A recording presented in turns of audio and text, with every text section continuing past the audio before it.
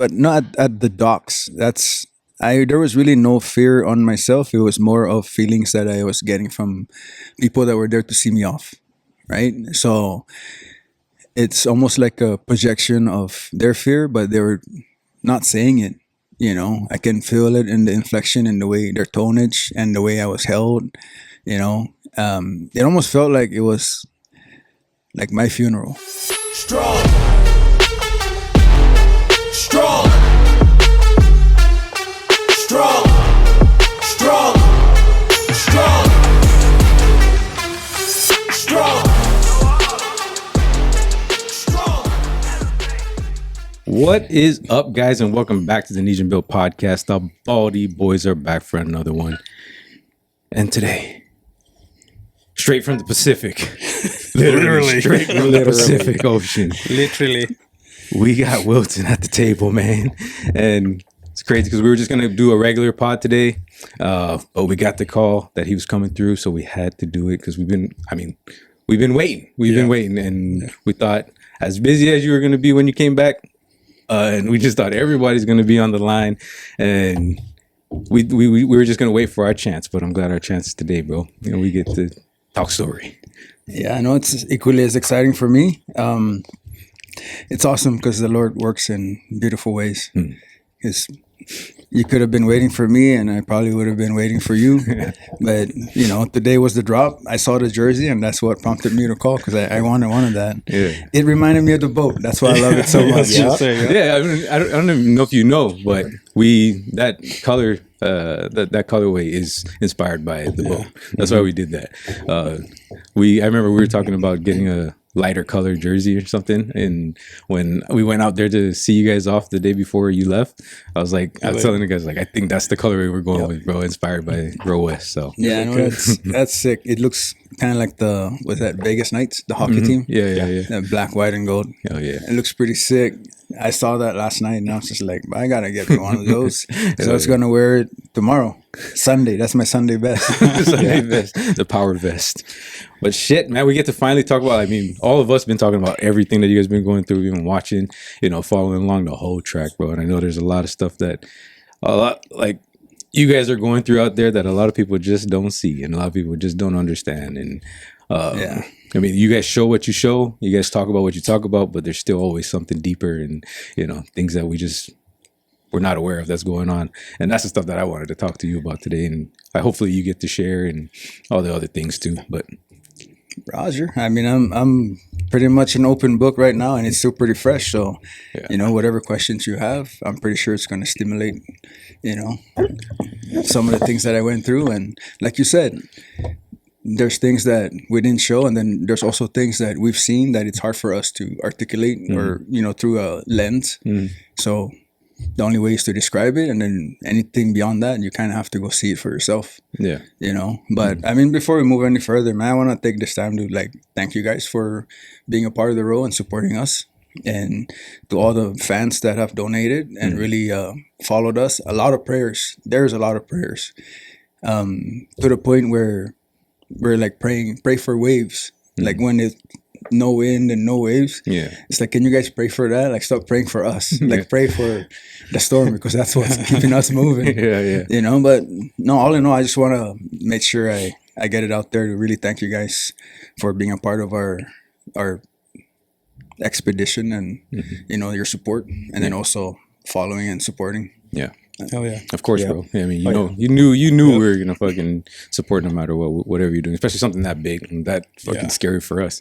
And the amount of support, and as much as we wanted people to be aware of what you guys are doing, especially you being, part of your fucking brother, and we want people to see the amount of courage it takes just for you to step into that, it just was insane. So, that's going to lead me into my first question, bro.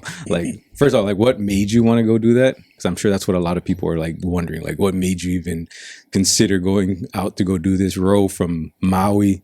From Washington to Maui, 3,100 miles, unsupported, no engine, no sales, just you guys. And was there fear involved when you made the decision and when you stepped on that boat to first go out? So yeah, man, to start from the top, right? That was an expedition that was supposed to be for Greg Anderson and other guys, which with Johnny Martinez and then 2 other guys. Me and Josh initially came in after 2 dropped out, but he was joking and probably not joking. Like, we were serious at first. I know he wanted to go from Maui to Saipan, and I'll touch on this later on in the podcast as to why we just said, yeah, that's not happening. But one of the guys dropped out, and then he picked up Joshua Dukes. And then one morning I was working out, and I saw the rower. Nobody was on the rower. Like, I never see anybody on the rower. And I just went on it, and I was like, you know what? Let me just video this just for, like, to support my brother. And I videoed half-hour session, and I sent it to him, and immediately I got a text, and this is 6 a.m. And Greg Anderson is not a 6 a.m. person. He's a 8 a.m. person. And the next text he sent back was, I have a serious question for you. And I just felt like goosebumps. And I was like, I think I know what this guy's going to ask me. What's coming? So I'm going to let it marinate. I'm not going to touch my phone, dude.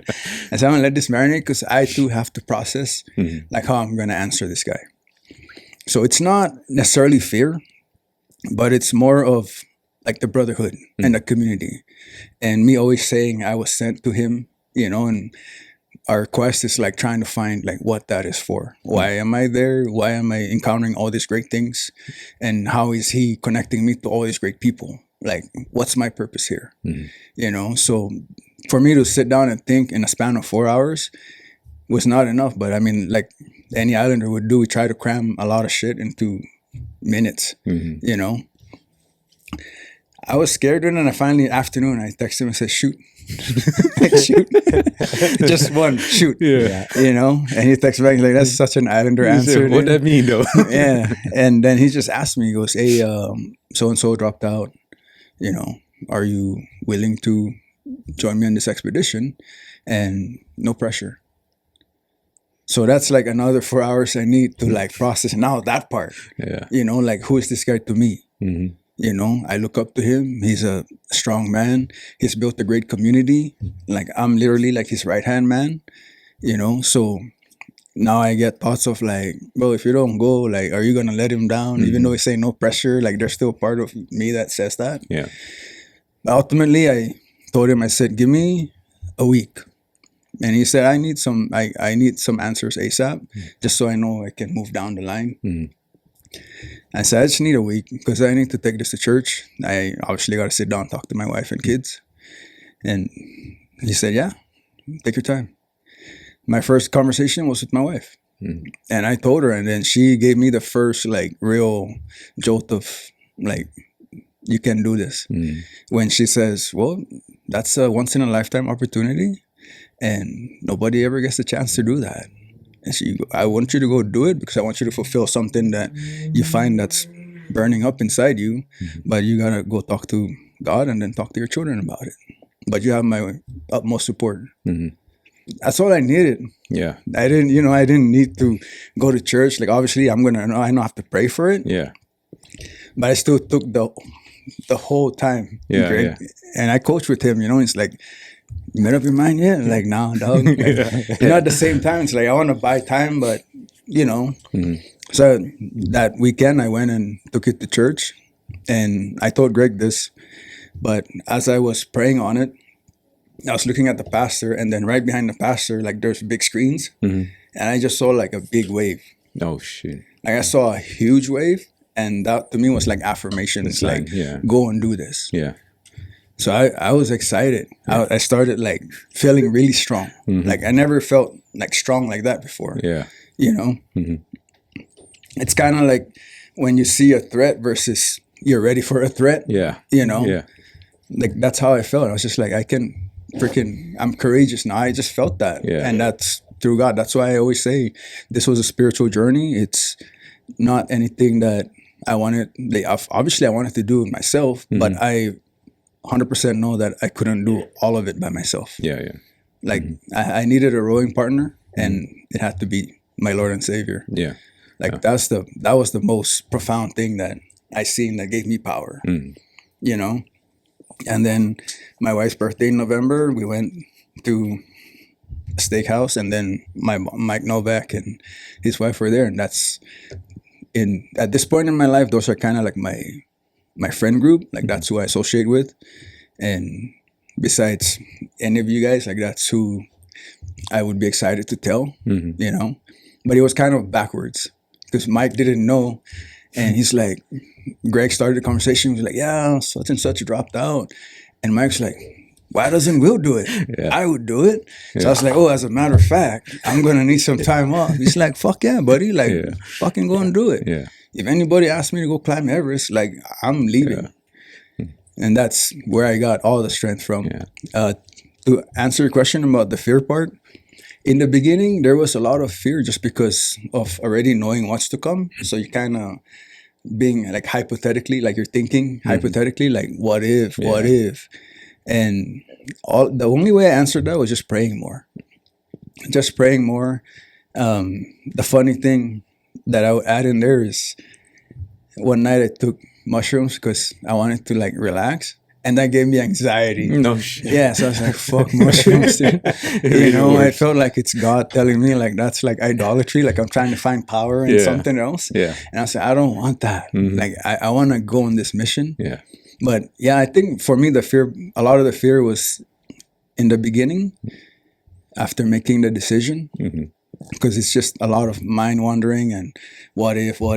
Yeah. Even to the point where Greg had asked me like a week before, he's like, are you okay? You know, I had to answer him like, yeah, I'm good.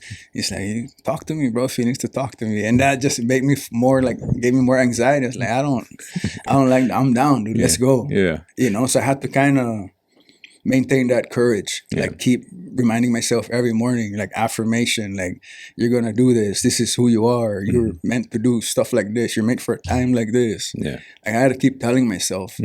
When we went to the boat, like when I saw you guys, for me, a lot of what I was trying to process was not really my fear. It's more of seeing what my people are bringing to me, right? Like, because like without saying it, I can feel some of the projections of people's worries and their fear, you know, their apprehension as to why, like, you know. Also, before Vince needed the restroom, Stand no, yeah, man, but not at the docks. There was really no fear on myself. It was more of feelings that I was getting from people that were there to see me off, right? So it's almost like a projection of their fear, but they were not saying it.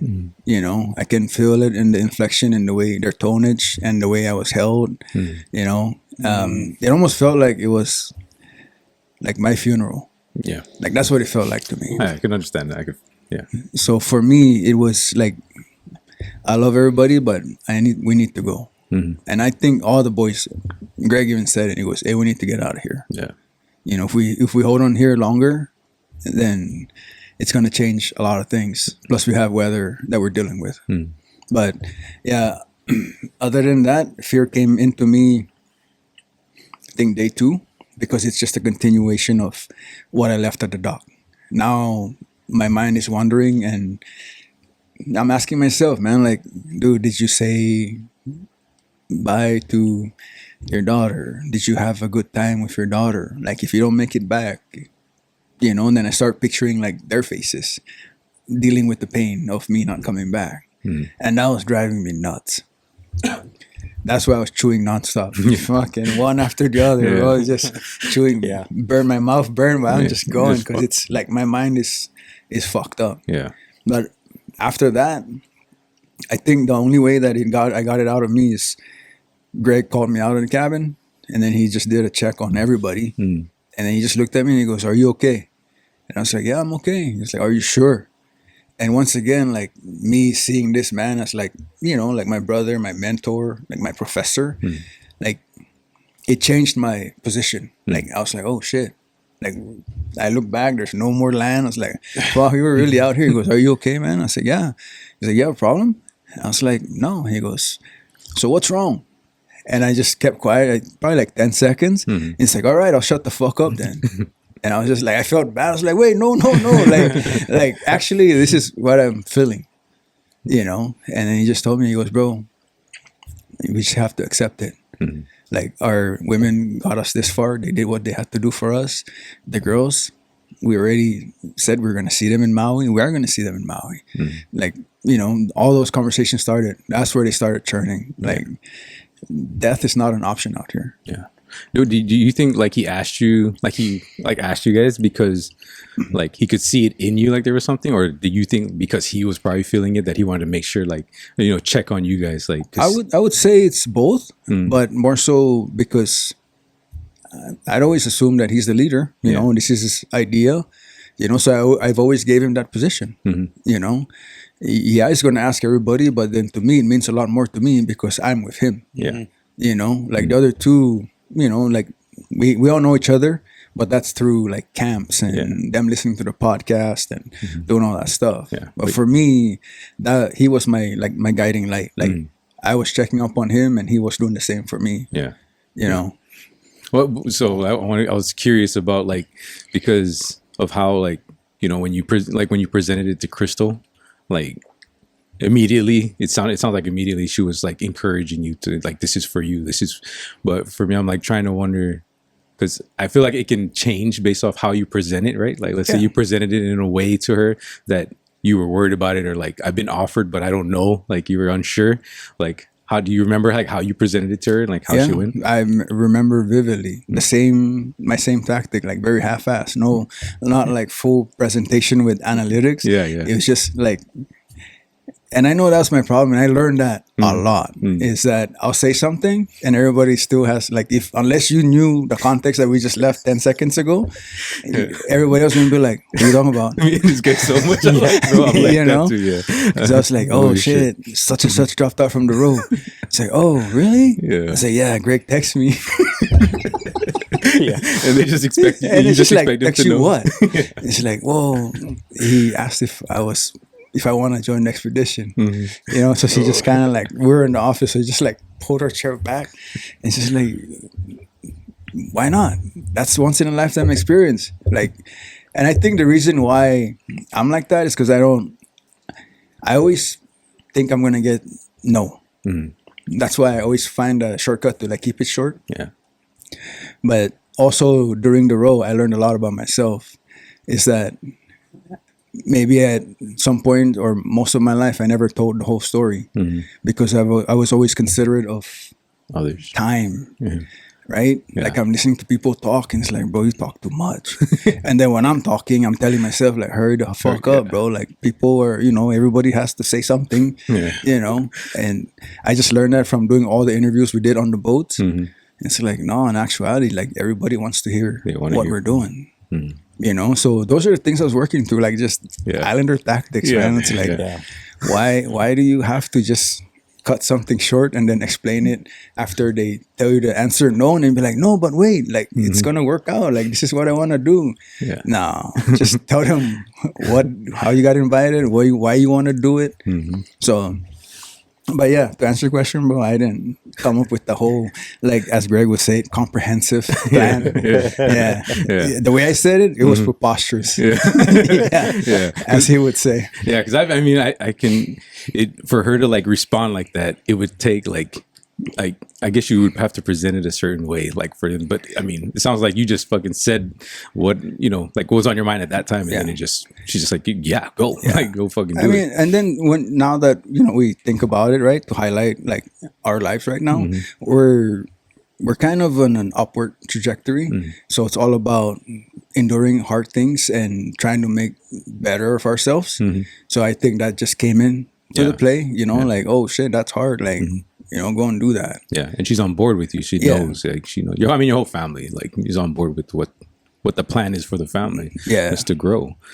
But another thing that you brought up that, you know, I think is really badass is that those men you surround yourself with, they see you as that person that should have been on that expedition with them, right? So like they're already considered you, you know, and you could possibly even think about like back then, you know, a couple of years ago, the version of you where maybe they wouldn't have considered you for that, you know. So it's like really cool to see that that's how they see you now. Like you should be on that. You should be with us doing these things. So like, and I know it it took work, bro. And we've seen each other like go through all this shit and like go through all the fucking hardships and stuff and all the talks and all the things we've mentioned that, maybe our battles that we had to overcome. And for you to be that person now to them, I think is really fucking badass, bro. Really badass. It's awesome, and it's also like a double-edged sword, right? Because it's like one thing you highlighting is that them coming to a point of like understanding like who I am and what I bring to the table, and then the other side of that sword is me not willing to sharpen myself because I'm still living in like my past or the same society that I grew up in of considering what other people would think, and just stepping out. I mean, just way stronger. Like I'll just revert back to my faith, because it's like until you trust him, you'd be surprised where he can take you. And that's why I'm like forever grateful. A lot of things, especially on the road, there was a lot of prayers, a lot of praying. Like there's a lot of times where I didn't pray for myself. It's that I was doing it so much that now I was praying for like you guys and people by name, because of how grateful I was feeling and how great I was feeling. It's like, man, I want you to touch all of these people. Yeah. Yeah. It was amazing. And then part of my project with Joshua Dukes was to work on Professor, like, when we get back, Professor's going to be like, amen. Yeah. That was like our biggest project. Yeah. It was good. For the most part, we did held our pact where we said that nobody's going to lose their shit on the boat, regardless of how annoying things get. And for the most part, it was all fine and dandy. There's little like onesie twosie, but anything that anybody would lose their shit. Yeah. I cannot really blame Greg because it's like the oar. It's not a person, So like the oar just hanging out while he's eating, and then a wave would come and push the oar, and then it would like jam into his belly. Then you see him just put his foot down and just start slamming the oar around, like trying to beat it up. Yeah.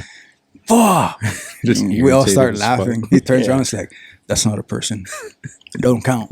Yeah. Did you guys have a protocol for stuff like that? Like if somebody were to lose it? What this? No, we just said from the get-go that nobody. I think we did on the podcast that we did. We made a pact that we're not going to lose our shit regardless of, because I didn't know if there was a plan after that, just in case. Yeah, because out there, like, there's no room for that. Yeah. No room, and like we said many times, you cannot just get down and walk away. Or call your wife, hey, come pick me up. Yeah. No, I'm done. You got to deal with it. Like, you have to deal with it there. Yeah. So for me, it's always preceding it. Like already knowing something could happen, I just go ahead and do it or make the call to have something done before nothing gets done, if that's what's going to annoy people. Yeah. You know what I mean? So it's like simple as water maker broken, now we got a water pump. So we had a protocol to pump water an hour and a half. So you figure out how you're going to do that, which shift after your shift you're going to do that. I decided to just do it after every shift, even if it's like 15 minutes and then 15 minutes and then an hour. Like I just did it because I know it's for the greater good. Yeah. Like I want water. Everybody wants water. Maybe the boys are tired. Like I could feel like tired. And that's where I came up with really the second word. The first word for me was gratitude on the boat. And then sacrifice was the last one that I came up with. And that was the whole duration of Got another one. the row. Yeah. Got another one. Like keep talking, more business. Like I was saying, the first thing that I came up with on the boat was just gratitude. Gratefulness, because throughout all the hard times, I realized that at some point I was always getting mad within myself, and then I had to start being grateful for having to do it and being able to do it and really enjoying all the surroundings, the brotherhood that we were creating and accepting all the challenges and then really surrendering to all the things that were like bothering me, whether it was hurting my heart or just making my head crazy. But sacrifice was the second one I got. And that one really went deep because it reminded me of my people and more so what my people had instilled in me. and how they built me to become. Like, I'm a nurturer by nature, and I know that's from being an islander. That's from being in the society that I was raised in. Those are one of the good qualities that we have. And it's just being able to put others' needs above mine. Already knowing that I'm going to get taxed by letting my partner sleep an extra 30 minutes because it's just going to compound into my shifts. So already seeing that ahead, it's like I already prepped myself for that. Yeah. Like, I'm going to eat it because it's all for the greater good, and it's what's going to fulfill my mission and our purpose. You know, so those are the two greatest things that I can take away from the road. A lot of great things, but those are the two biggest ones that I highlight. Yeah. How did it? So like, was that like in the middle? Not in the middle of it, but let's say like you just decided early on, like that was going to be your perspective. That was going to be your mindset. Did you feel a change, or like, I mean, for the rest of the row, or like throughout maybe the really hard times or anything like that? Like, was it just that flipping perspective or that mindset change of like, I'm going to, see it this way instead of being, ungrateful for the fact that I can do this, or, just maybe pissed off because I have to deal with this? I can say, bro, that like when we started, like that's the mindset that I wanted to install in myself, but obviously it's a new territory for all of us. Yeah. So therefore it could dictate however the feelings are going to come out. But I just reverted back to that. And in all my prayers, those are all like confirmations, like just be grateful for it. And then just be happy that you can sacrifice, and we're going to keep going. Yeah. Once again, we go back to, if something happens, all we're doing is just stopping the mission or halting the mission to mitigate like nonsense. Yeah. We're like all grown ass men. So, but no, initially into the mission, that's our expedition. That was my mindset. And then it got rocky for myself. And then throughout the storm, it's there, but it's not really there because the whole storm is now encompassing everybody's bandwidth. Yeah. As to how we're going to function and operate and think. It goes back to like, fuck your feelings and make sure you're hooked up to the boat. Yeah. Watch your step. If you have to do something that is going to stop everyone from doing, like, is it worth you stopping the operation? Because, it's like, if it means holding your shit, then hold your shit. Yeah. Just stuff like that. I was wondering, like, what was like was there any like real moments that really like threw you off, that really like challenged you? Like, do you remember any times, like, I know it wasn't that long ago, but remember like any times that were really fucking rough for you, like mentally to get through, just even things that you didn't even, let's say, prepare for, like that should just happen and just threw you off a cliff? Like, fuck, I didn't expect this, but like it's happening right now and I just got to deal with it. I don't know if you like had any moments like that, or No, probably had a lot, I would say. 100%. There are probably little onesie twosies here and there, but I think the most profound ones were when me and Dukes were rowing. So like we got really deep conversations, and I remember him turning around and asking me, he's like, "Hey, what do you not like about me?" Oh shit. And I was just like, Straight up. "Oh, kind of selfish, bro." And then you're like an asshole sometimes when you're tired. Like when you're tired, you're just a fucking asshole. And it's like, yeah, I realized that. And then we pray on it. Wow. That's And then I'm just like, now I'm thinking to myself, like, man, me and my boys, we never have conversations like this. Yeah. And then I asked him, I said, bro, what about me? And he looks at me in my face and he says, nothing. And I was just like, yeah, I know, bro. Like in a lot of my body, I want to accept that. But at the same time, like there's still things that I need to work on. So I said, I'll throw one out there that I need to work on. And he said, oh, what's that? I said, I have this tendency to find the worst in people to like justify myself sometimes, or make myself feel good about myself. It could be the way they do things, or it's just the way they talk. Like I make that like they're worse, and then it's like, oh, I'm not like that. Like I'm better than that. And he looks at me and he goes, bro, a lot of us do that. Let's pray on it. And like those are the things that to me were profound. It's like, yeah, the storms are all part of it. We had to go through all those because what we went through in that moment, that's the greatness that we see after. It's like we just been stripped down to bare minimum, and now we're just exuding with like gratefulness that it's like, man, how are we gonna compound that? It's not by talking nonsense. It's like how we're not going back the same Yeah. men. That too was another part of the beginning of the journey. Yeah. Like there's no way I'm coming back feeling the same or looking the same. Everything has to be different. Yeah. Yeah. And you could Especially after something like that. Yeah. yeah, you'd imagine, right? I mean, if you're going to embark on a journey like that, you would expect like this has to change me in a You way gotta get that's something out of it.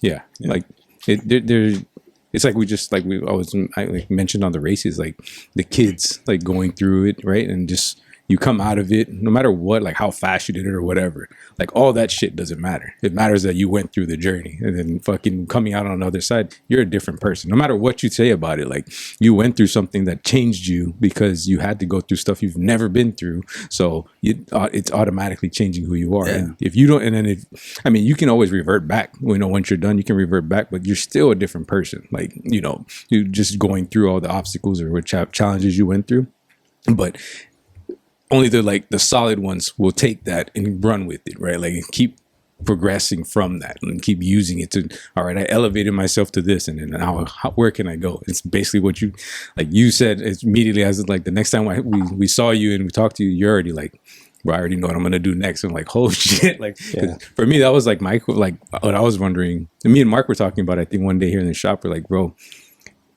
I was wondering, like, dude, what they're doing is fucking crazy. Like it's so courageous. It's so hard. It's so difficult to go do this, and it's like reaching a pinnacle. And then how do you top that when you're done with it? Like you get off that, and then you come off, and then you're just like, okay, I'm resting, and I'm trying to get through the emotions or whatever I have to deal with afterwards, recover from it, and then you're gonna have that in you. You guys are all men that have to be like that. Like, what do I do next that's going to top that or make me get that same feel that I got from that, because it was so hard and I was able to overcome. Yeah. The first, I would say the first 2 days of encountering that storm, that's when Greg looked at me and we're just like, he looked at me and said, bro, we're going to be so bored when we get home. Yeah. It's like, we better start figuring shit out. And that's not knowing that the trip was gonna move fast. Yeah, like we were still as fast as you guys did. Yeah, we were still in outside of Washington. We're already like 100, 200 miles off the coast, but those were still like really like the thoughts that we were having already. I think that's just trying to stay positive. And then what I recognized from the crew is that we were very intentional about what we talked about. I think the only time like little like locker room talk comes up is like during breaks when we're all together. Yeah. Because somebody's taking a shit and then you're we're just making eye contact or whatever, But other than that, I think that too in and of itself, like I can attest that not a lot of my people are willing to do that. That's just another way to like shave off the timidity, and the fear of failure and the insecurity, judgment, It's like at some point, bro, it's like, bro, this is all I have, bro. Like this is what I was given, bro. I cannot. There's like nothing I left at home. Yeah. Like this is all of it. I brought it all. Yeah, I brought it with me. I brought everything with me. Yeah. And that's like to say it lightly, but that's for me to make myself understand that we have to stop, as our people like to believe, is that we're never great enough or we're not good enough or it's not made for us. Just believe in yourself, man. And I had those talks with me. And to go back to what you're saying about like what's next, I already had this understanding that if there was no other mission for me after the row, the mission was based on the row. Like I went on the row because I always knew that I was made for a greater purpose, to do something for my people. And I can say that because for a very long time, like I always thought about my people. I could never live for myself and then like not think of what can we do back home that's gonna improve the quality of life, even if it's just for the kids. So like the next thing for me is obviously like after I take my rest, it's like now I found more meaning in why I had to do my podcast. Like I started my podcast and then it's like went up, down, and then it just kind of flatlined.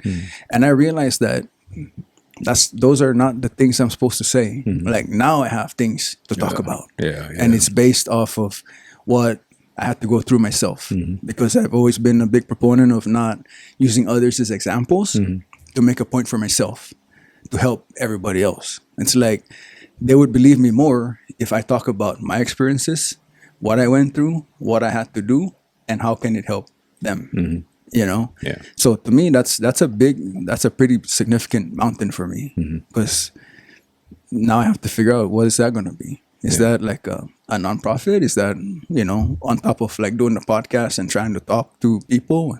Who am I talking to? You know, because I know there's a lot of people that supported me, supported my crew, but there's also like naysayers, you know, and for those people, that was another thing too. It's hard to collect that emotion of like, shut the fuck up. That's why I never responded to like comments that, you know, like, did it affect me? Yes, it did affect me. But at the same time, it's like, I'm not going to play into that. Like, that's what it wants me to do. You know, so my biggest thing was just like, step out of the way, bro. And let me, you know, be an inspiration to your children. You know, because if I did say what I want to say, or I type what I'm going to say, it's really gonna make me look like somebody else that I'm not trying to portray myself as that. Yeah. And I mean, don't. And you're right too, right? Like, step out the way. Let me fucking inspire your kids, because obviously it's like, you know, that type of person is probably not doing anything close to what you guys were doing. Or like anything like they weren't accomplishing anything themselves. So. Yeah, like, because a person that they wouldn't come out here and say that. Nobody shits on you from up above. Like, you know what I'm saying? It's all this stupid shit coming from people that are just like, have those insecurities about, they know they're not doing enough. They're not doing anything. So you step out of the way. Let some other men take care of your kids for you, because obviously you don't want to do it, right? Yeah, I mean, 100%, bro. It's like, like I said, if I wanted to say what I was going to say, it probably been good, because I probably had a different following. But, you know, most of my followings were like middle-aged women, you know, but they're very supportive. Like that's like, they were so supportive that the DMs were all about, where have men gone? You guys are doing great. Like, this is what we need in this time in our lives, is for you guys to be raising like younger men to be strong and courageous. Like, those are the cool messages. Those are the DMs. Like, once again, you don't see all the cool things. You know, what you see in the comments is, you know, it's left up for interpretation. But anybody in our mindset, in our state of mind, would understand how to decipher all of that. There's no need to answer that. You know, that's just people trying to project something that is not who I am or who my crew is. You know, it's just who they are. I mean, it's projecting more of you not doing anything. You know? I mean, probably in your grandma's basement, texting this right now. You know, all that bullshit. But I mean, I guess I can kind of swing towards like, I mean, if you have anything. I was wondering, how do you think the ladies did while you guys were out? You know, you guys were on a journey, but you know, how did? 100%, bro. That's a great question. Yeah. I mean, right out the gates, I already knew it was going to be tough for them. And I think that's why I know that's why they were really working hard for us. They were really working hard to make sure that we had everything on the boat, everything was good logistically, you know. And then as we got to La Push, I think more for my wife, like, we understood why she was very busy. Because she was keeping herself busy, you know. And when I was out, like, first 2 weeks, bro, was really tough. It was really tough to the point where even I myself, like, do I want to call home, or, you know, because I'm not calling home at this point. I'm not calling for myself. I'm calling for my wife, right? I want to make sure she's good, you know. So a lot of my talks with her were about this journey. I'm the one going through it, but we're all going through it. You're going through it. The girls are going through it. Our extended family and friends are going through it. You know, because at that point I can see the picture, like, already how I would see if my friend was going, like, if you were going, right? That's why we're different. That's why we're different than everybody else, because you came to me the way I would come to you, and I would hit you up to pump you up. Yeah. You know, I wouldn't hit you up to send you stuff about the news, like, oh, you see that there's a storm. Yeah. You know, it's like, what are you gonna do about it? Yeah. Same thing, like if you called me with an emergency, like what am I gonna do about it? Same thing for the family. You know, the wife knew when all my shifts were, because it's not like she was blowing up my phone, but it's important, and that for me was just part of the mission. It was always mission first. Like, I'll call you when I'm gonna call you. Like, obviously, if there's something, you know, everybody's gonna know. Yeah. You know, but we don't like to let the mind wander that far. Yeah. It's more about, let's just get 3 hours and then check on the fam. Yeah. But no, to answer your question, it was not easy for them. For them too. Yeah. Yeah. That's what I was always wondering how they handle it. Yeah. You know. Yeah. I mean, so from coming off of that, the stuff we were talking about with what do you call that? All the comments and the stuff people don't see, right? Yeah. There's just a lot of stuff that people did see, and I know me and you talked about it, and you said you'd be open to talking about it. Obviously, we don't like bringing on negativity and stuff like that. That's not what we talk about, but we do like to speak real and talk about the truth. And I mean, you were kind of going back and forth about how, you know, like there was that whole comparison about what you guys were doing and what another rower, Kelsey, was doing, right? Solo rower. And there was all these comments and all this stuff going on. And, you know, coming from like, it's weird because we're on the side, like, obviously we fucking know you guys. So like, it's one thing, and we don't know Kelsey, but of course we still support her because what she's doing. But they have people online that want to bash you guys for being 4 guys going out saying that you're doing the same thing that a female's doing, which is, we all know it wasn't the same thing, but you guys obviously went out and did something that no one's ever done before, but they still try to compare what you guys were doing to you know, Kelsey, which both stories are super inspiring and can be super powerful for people, if you, no matter which story you follow, even if you follow both. But people were going and putting so much negativity out about, you know, how things were going with you guys and how it went with her. And I just wanted to see if you would speak on that a little bit, on like how you guys kind of handled that while you were out there, you know, and you guys were reading the comments, you guys were seeing the stuff. Greg addressed it, you know, and even I think Johnny addressed it on his page too. So, I mean, and it was like exactly what I would expect to hear from like guys like you guys, man, like, and you guys seeing it the way you did. But obviously for people that maybe didn't see it, like how you guys talked about it on the boat and all that stuff. Yeah, no, I mean, like I said earlier, bro, you know, we got into contact with her on our way down from Washington, down towards California. And she became a really good resource for us because she's done it multiple times. That trek from Monterey to Hawaii. And then she's also a river guide. So she does some gnarly shit. She's experienced. Yeah. So right out the gates, like our feelings towards her, it's like, but we're doing what you're good at. Like, we're coming at a posture of like, do you have any pointers for us? You know? Yeah. Because we're coming through a storm. Yeah. And the first thing she said was, I went and looked back at you guys' weather, and whatever you guys did to get out of there, like, that's the hardest part. Yeah. And you know, so for us, that makes us feel good, you know? Yeah. And then we started riding the surf. And she just told us, like, you can choose to anchor down or you can ride the surf. But these are the protocols that you have to do when you're going to ride the surf. So definitely a lot of help. I mean, there was never any feelings or animosity from us at that initial moment, you know, of thinking like, oh, shit, she's going to come out and then we're just going to die down. You know, she's going to get all the followers. Like, that's eventually what we saw. Yeah. But that's not how we viewed it. It's like, this task was hard for us. We did it in a way that nobody has done it before, especially coming from where we came from, which is even a greater distance. So to the imagining mind, like, why do you think people every year row from where Kelsey rode towards Hawaii? Because that's where the trade winds were. As long as you can get out of the coast and get into the channel, the winds will take you west. Obviously, there's going to be challenges because we encountered those challenges too. The ones that she encountered, where the winds start blowing you south and then the currents start crisscrossing. So it's like you're paddling through freaking concrete, like wet concrete. We encountered all of that too. So in that sense, bro, she's badass because that's the kind of work you have to do. Where I think the mindset on the boat started shifting, or not, the mindset did not shift. It was more of like the feelings that we were getting based on what people were saying, like comments like that, like, oh, it takes 4 men to do what one girl is doing. It's like, cool, okay, that came from a man. Like, check, that don't hurt me. Yeah. And then you see all this. Now you start seeing ladies, which is okay, cool. In the society that we live in, we're gonna empower women. Nothing wrong with that. But when you start trying to put negative connotation into it, then go fuck yourself. Yeah. So, but throughout the whole trip, bro, we were in communication with her the whole time. Yeah.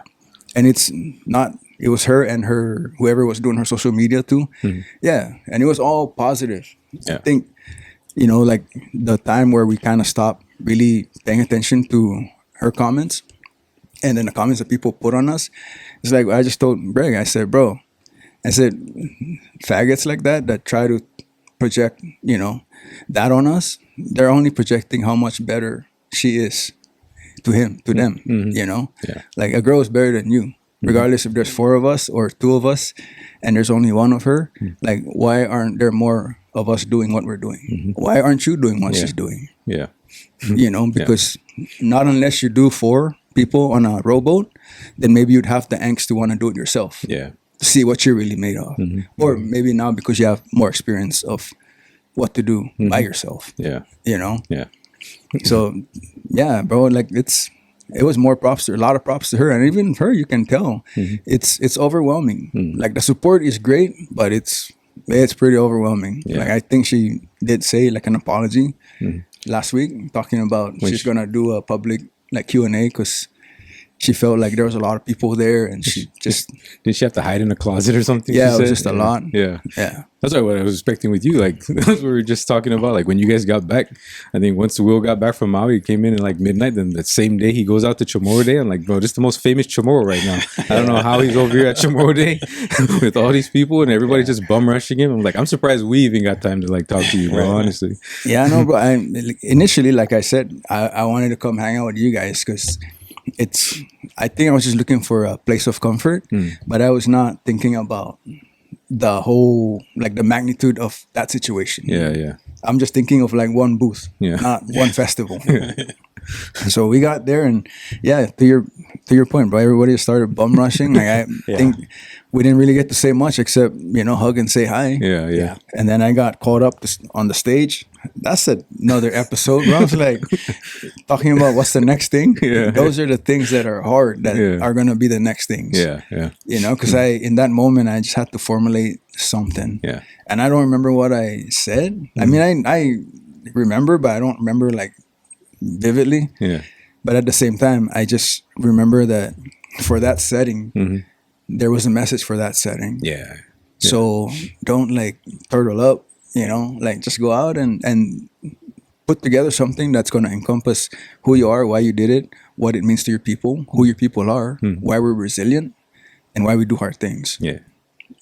And I think at the last part, the hard things was not really why we do it, but it's kind of hard things that we have to endure, like the typhoons. Yeah. We were made for storms because that's truly what builds us. Yeah. I mean, that's what our people are going through right now too, right? Yeah. But yeah, dude, I don't know how you did that. Like, that shit was fucking crazy to me. Like, I was like, I would have stayed my ass home. There's no way I'm walking out into that. But like, did it?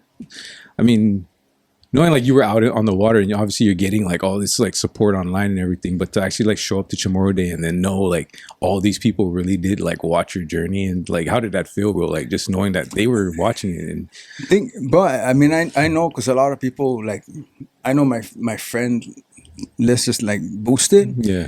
And obviously I didn't have time to scroll through, but obviously a lot of new people that I don't know, or people that I knew but never friended me because we kind of different paths, right? Yeah. And the biggest thing at Chamorro Day Festival was we were at Magahit's tent, and we're standing in the back, and there's 2 people standing, like they're looking at stuff.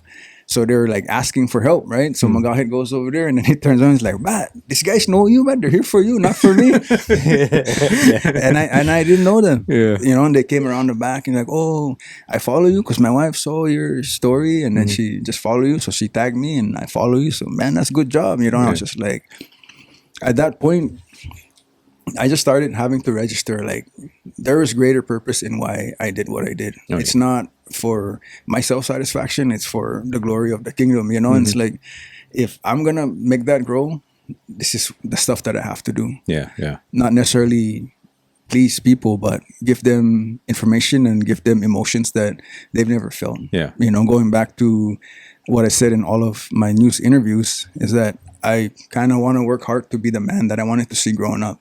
yeah, You know, because where I come from, I saw a lot of strong men, but there's like a timeline to that.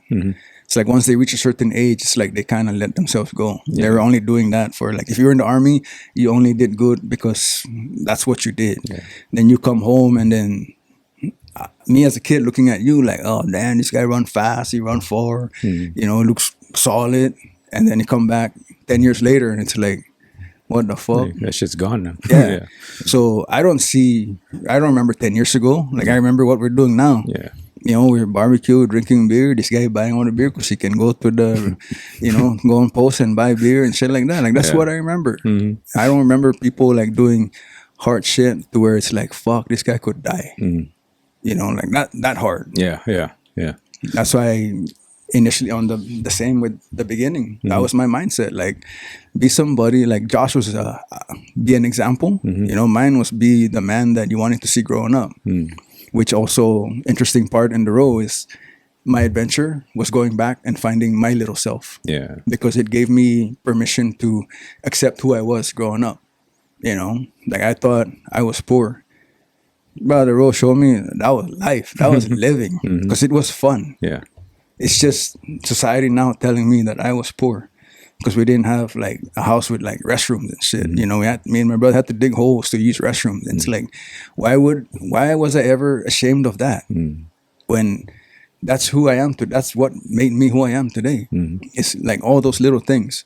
Having to go get buckets of water from neighbors' houses to fill our 50-gallon drum so we can shower. You know, like why am I hiding that? Yeah. Why am I projecting something different than who I really am? You know, I started feeling a lot greater, a lot stronger, like more courageous because I felt happy about.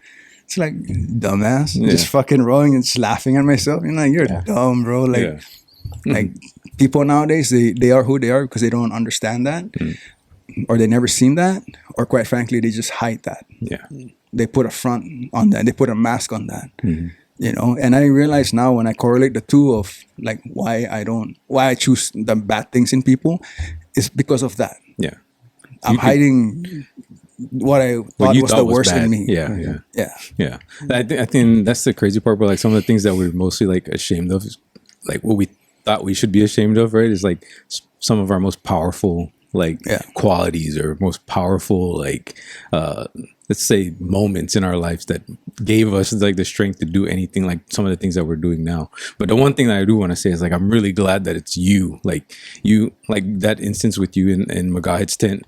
Like I'm glad that it's you that you get to be that person, because bro, some people can do the things that like let's say they went out and did something like you did, and they can use that in a way that doesn't empower other people. But like, so that's why it's like you being that light, and then like being able to, and just straight up understanding like, what do I need to be for these people? Like me doing this is giving me the power to give them power.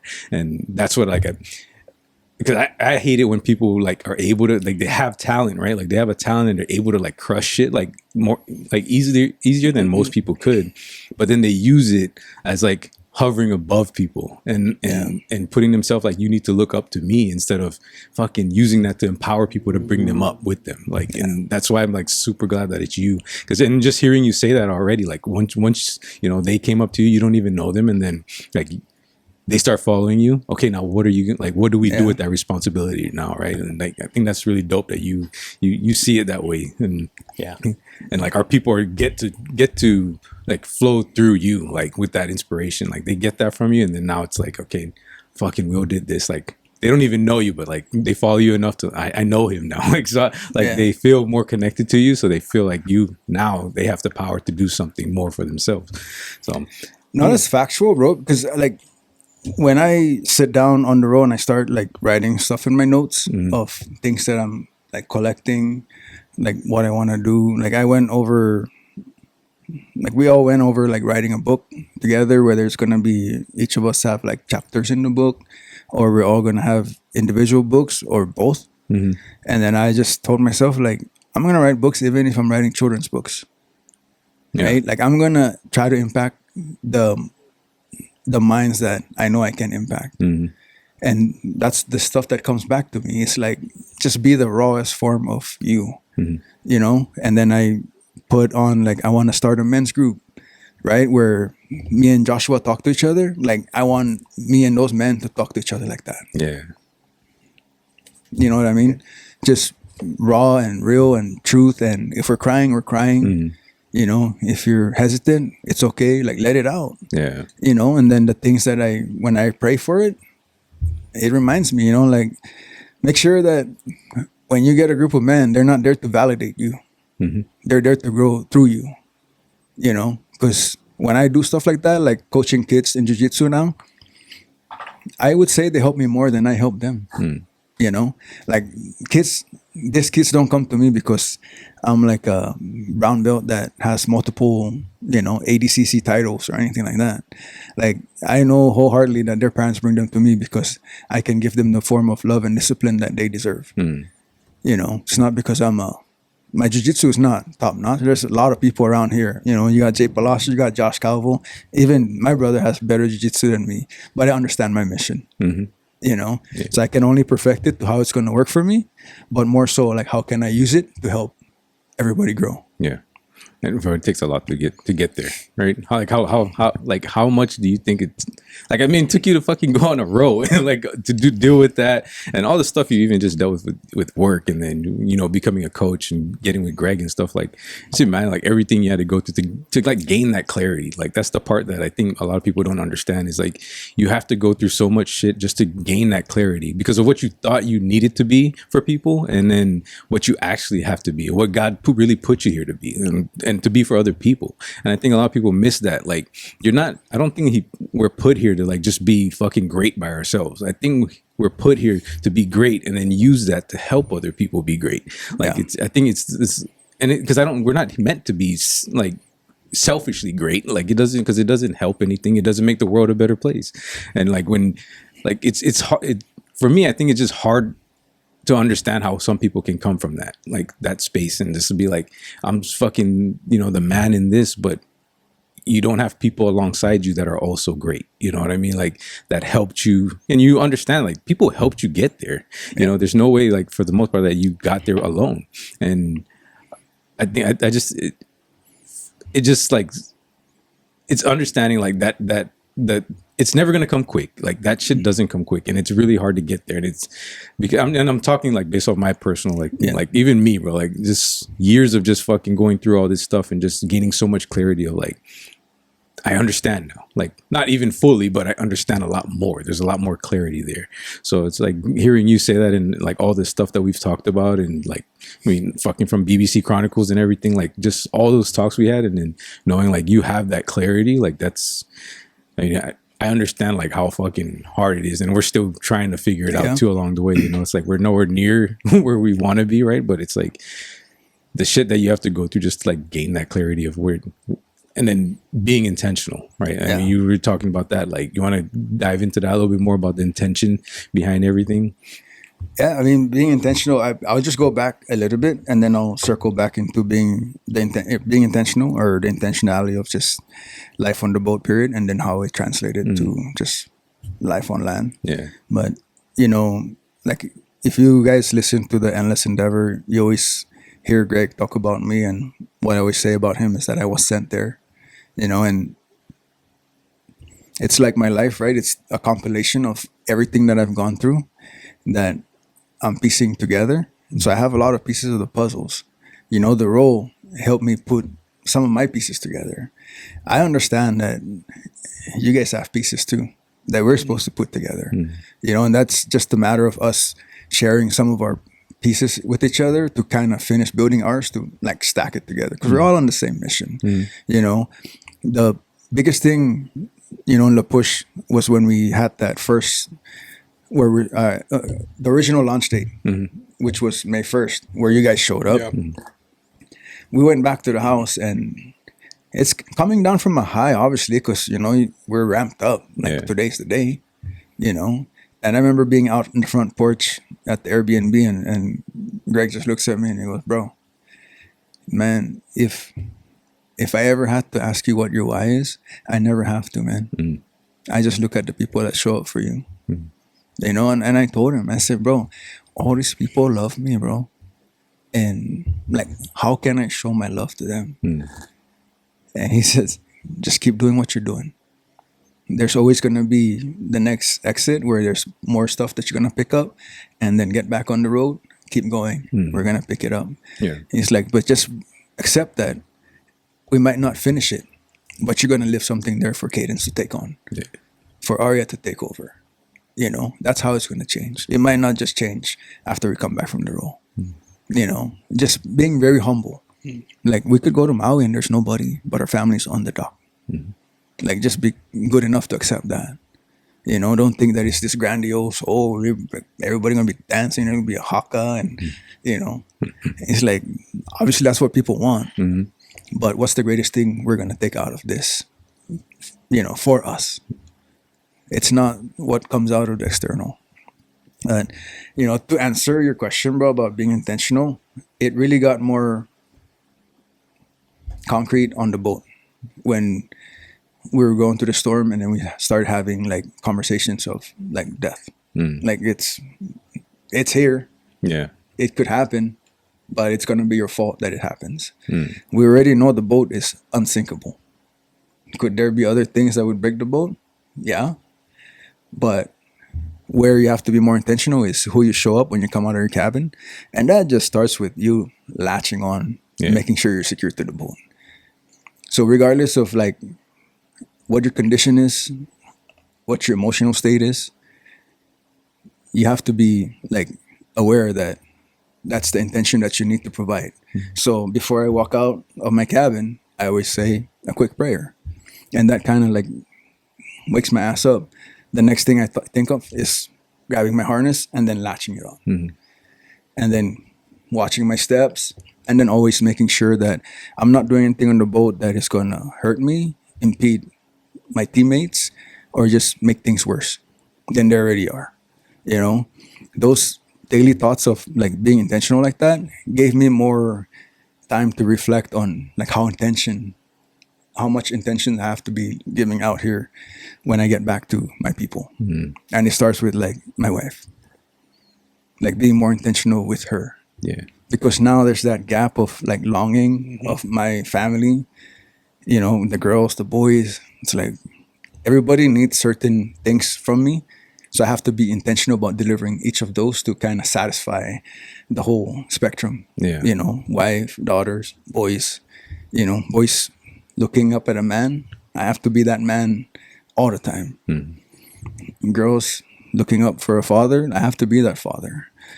Another thing I had to be intentional is with the kids is being more vulnerable, because I had to be more vulnerable on the boat. In order for me to strip down in front of my boys, that's vulnerability. That's what we always think about as islanders. The worst case scenario. We're not thinking of like, if I'm going to be vulnerable and put myself in front of this investors that could help me with my dream, I could probably have something great. Like, that's where we want to be. Yeah. We're always thinking of like, man, I don't want the boys to see my chili. Yeah. It's like the stupidest shit, So that's where intention for me is now. It's like, be vulnerable, show up as who you are. Do not try to sugarcoat shit, and just leave your old mindset. If anybody died out on the water, it's that old person with those old mindsets.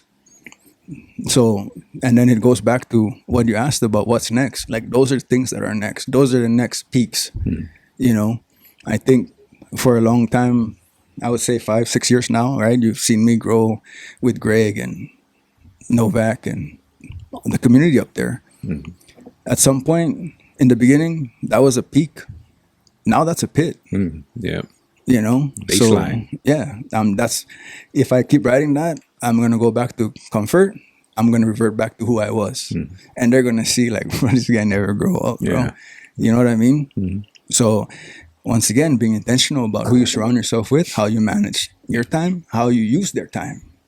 You know, I'm being very intentional about not asking for more because I understand that my proximity to greatness is already there. I have the greatest resource. I just need to show up and be intentional about listening, taking notes, asking the right questions based on where I want to go. Yeah. You know, it's crazy. The little small piece I picked up when you started talking about like latching on. It's like, that's small. Like, I mean, it's small. I don't know if people like caught on to it, but you're not latching on out of fear, right? It's not even that. Like, it's something so small, but it's so crucial, so important to the whole mission. Like, you know what I'm saying? Like, that affects your whole team, like you latching on or not. Like, you know, just if something happened, it's not fear that I might fall off, and it's not fear that I might die. It's fear that if something happens to me, then my team is affected. The people that I'm with are affected, and you know, like and then it affects the whole mission. Like, obviously, right? And so, like, I think it's something small, but like something I just thought about as you were talking about, but I don't know. Man. No, you're 100% on it, bro. Because like another intricate part is like for myself is not to be a liability. Yeah. You know, like I'm not a liability, and I want to take care of anybody that's down. You know, I have the capability to do it. You know, Yeah. And if you're fucking not latched on, obviously, that's where I felt like the island people showed up. And when I say island people, it's like, yes, our people and our ancestors is the times that I had to be grateful, the times that I had to show up to be capable, and the times that I had to sacrifice. Yeah. Like, mind you, it starts from me going with Greg. If you guys know who Greg is to me, I don't want to let him down. Me and Greg are part of a big community of men, growing men, encouraging men. I don't want to let them down. I'm part of a big island community. I'm Micronesian. I don't want to let my people down. I'm part Palauan. I don't want to let the Palauan people down. I was born and raised in Saipan. I was sure as shit not gonna let my people down. Is that like carrying like immense amount of pressure? No, that was fucking gratitude. That was who raised me, who taught me, you know, who made me who I am, who gave me the experiences that I have to strengthen me to be able to do something as great as this. And then I just laugh. Who else is gonna fucking do this? Yeah. You know? And then I just talk to myself. Joshua laughed like, bro, what the fuck are you doing, dog? You know? Yeah. He's like, I know, me too. It's just weird. Yeah. Because we're out there. Like, nobody's out there. Nothing is out there. You not for long, you just let go of like what you know. And you start trying to find like greatness in what you see, even if it's just the next sunset, the next sunrise, a bird that's tired of flying, so it's just chilling now, waiting for time to go. You know, like that's what I look forward to. Like, those are the great things. You know, after being bombarded with like waves and then a week of being wet and cold and just rotating shifts, we cannot row because the waves are so big and they're coming from all directions. We're just taking the one that's taking us the right direction. Yeah. Therefore, we have to stand up. So if we get one rogue wave coming from, you know, the left side, we lean into it so the boat don't roll over. And then halfway through your shift, you just look down again. Oh, am I still hooked up? Yeah. It's just like, oh, we're good. You know, it was wild. Yeah. What was you got anything like you haven't said shit like I don't want to keep but fucking I'm enjoying the conversation, so I'm not, dude. Listen to you guys. You guys are doing great. Keep doing what you're doing. I just wonder, bro, because I mean the whole time they're out there, I was just wondering a lot of shit. I know we all talked a lot in here and like wondering a bunch of stuff, but like one of the things I know I wonder just because of like just the isolation itself, right? Just isolation itself from other people and everything. And then I feel like it would get more intense at night.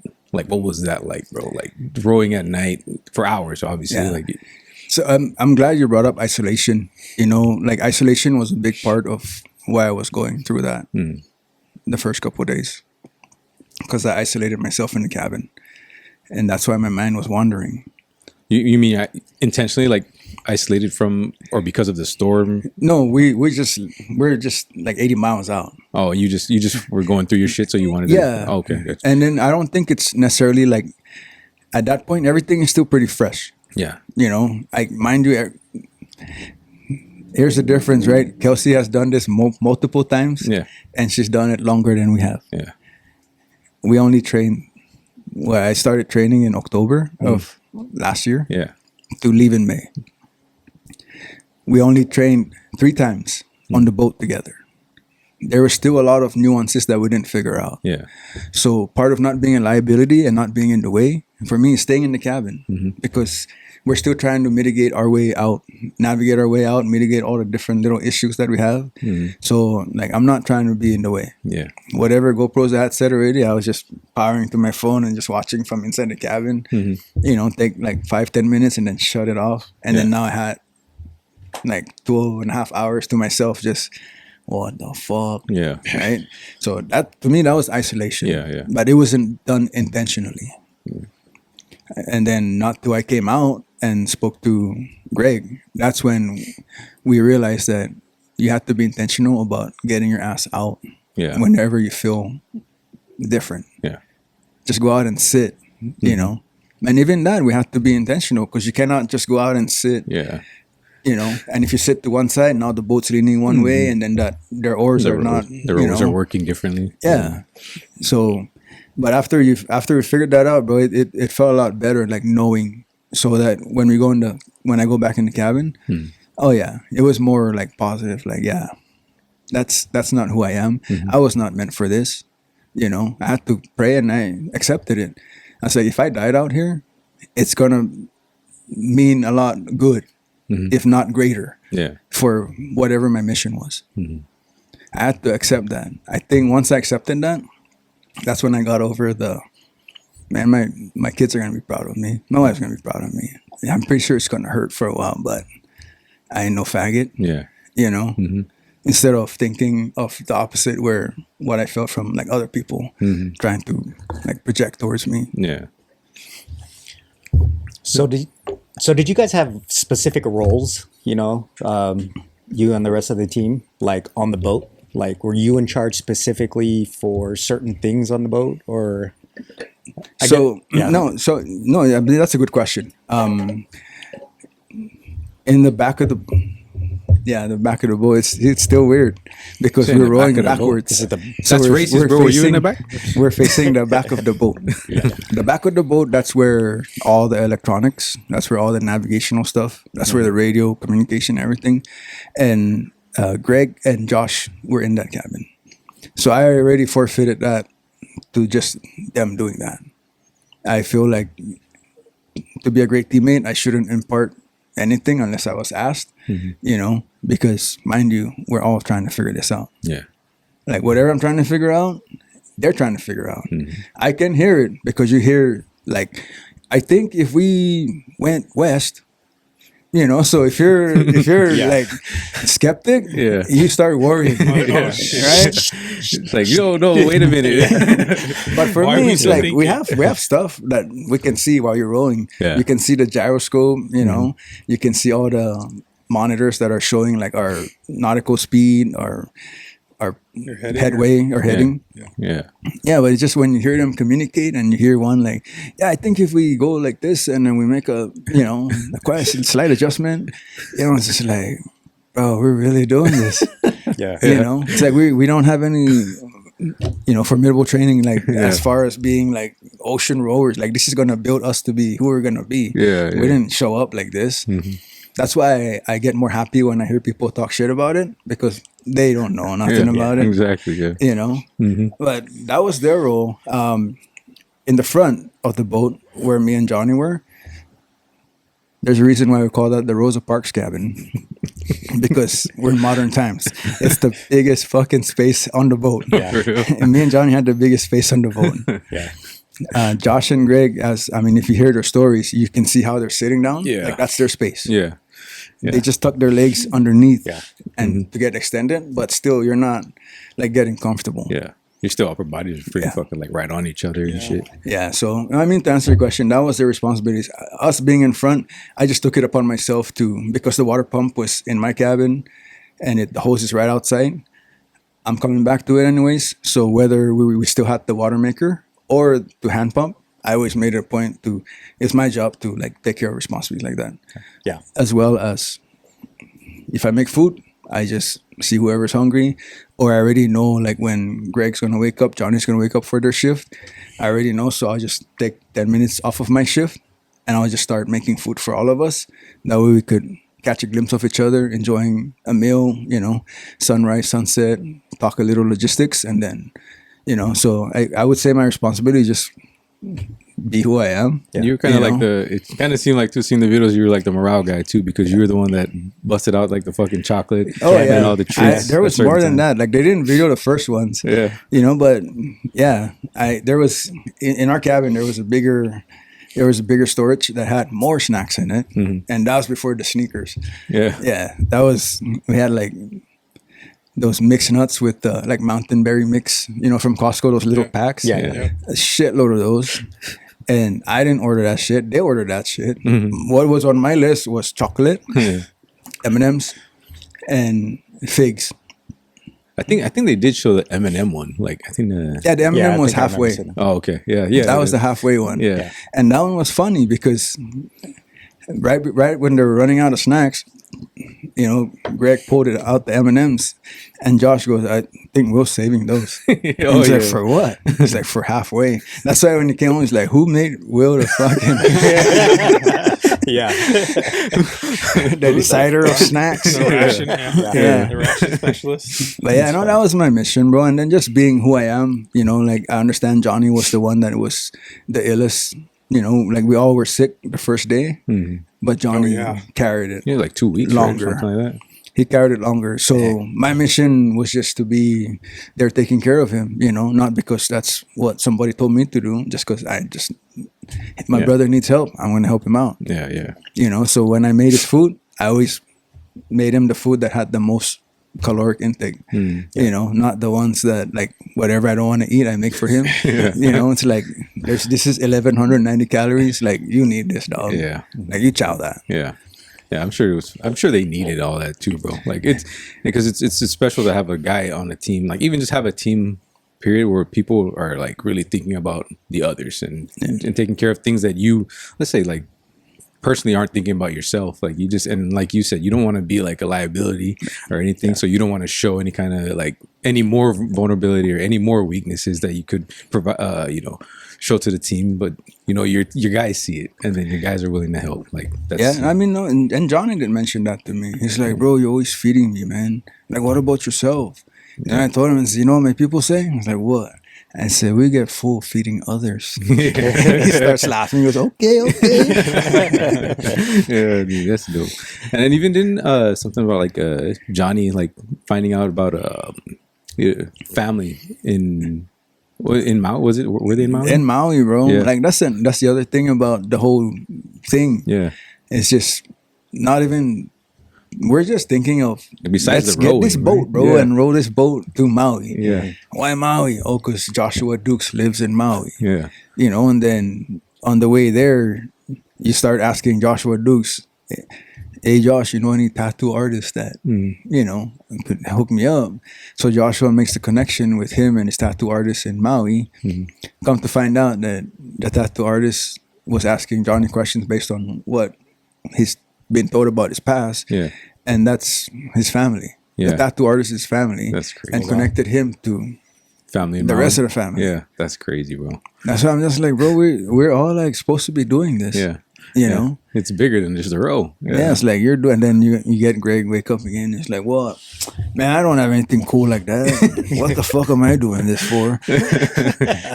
Just always making everything light, you know? Yeah. I noticed too, like Greg also said, like, and I felt it because like when you guys were getting to Maui and then you guys had the rower that came up next to you guys, like, Oh, you guys no. Yeah, she or was she was on a the kayak paddler. or paddler. Yeah. So you get about a mile out or something, right? Yeah. And then like Greg starts crying, and Oh, we all started. As soon as I saw her, I started tearing up. it's crazy, right? Like, Yeah. I mean, it had to be a like crazy, like surreal, like moment, like after everything you guys are. The funniest thing with that, and Johnny was in the cabin because me and Josh went into the cabins because we were getting closer. So me and Josh went into our cabins, because I wanted to start packing all my shit. Yeah. Just so, once again, not fucking being a liability. Either I way, don't want yeah. anybody to wait for me. Yeah. You know, so when we get to the dock, like it's just Pull out and go. Yeah, Just I'm not go. trying. Oh, where did I put that? Where did I put that? You know, that's. I think that was more for the ladies when your man is in a hurry. Mark told me to say that. But no, and then at some point we were done, and then now we're getting closer because Johnny and Greg has to row in the way they rowed. We rowed out because I'm operating like media shit Oh yeah. on the way in. So yeah, Johnny was inside and the cabin was shut because he had the shade because the sun was blaring through the cabin. And when Lauren started, we didn't even see her. And she said, "Hi guys." I turned around and I was like, and Professor was doing, I think it was live. Yeah, he was live. Yeah. Yeah, that's where we saw it. And I just like got this feeling of just like full of emotion. Yeah. And then I just turn around and I see Johnny come in the cabin. I heard a woman. He started like looking. He's like, "Oh, that voice." After 53 days with you guys, he's like, "That woman's voice is amazing." That's funny. From far too, you could hear it. Yeah. But yeah, I mean, and you know what's so wild about that is a couple of days prior to us making it there, we were watching her documentary. Oh shit. Yeah. Yeah, because I guess she's a Hall of Famer paddler. Yeah. Or like some kind of, like whatever the water sports. And the documentary we're watching is called River Pirates. Yeah. So I think it's sponsored by Yeti, but it's in Texas. It's like a 250-mile like paddling yeah. the river all the way out to the Gulf of America. Gulf of Did I America. say that right? Yeah. Yeah, nowadays. Oh yeah. Gulf of America. But yeah, no, and just to see somebody like tired and how vulnerable she was in the video, Yeah.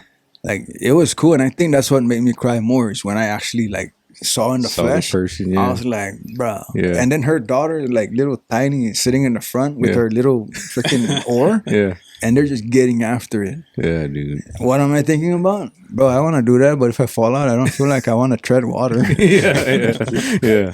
Well, yeah, that was crazy because like it hit me like once I was watching that and then knowing like Greg's always like he always says he's like I'm not a crier, like he's not a Yeah. crier, and then like I've always felt like I was kind of that way too, but like I'm a fucking crier now. Yeah. Like, you know what I'm saying? Like I fucking cry so much now, like the small stuff. And it's like, we always talk about it like in here, like, dude, is it because we're older? Is it because we're fucking, maybe we just appreciate things more? Like I know I appreciate stuff way more. Like I'm so grateful for so much stuff.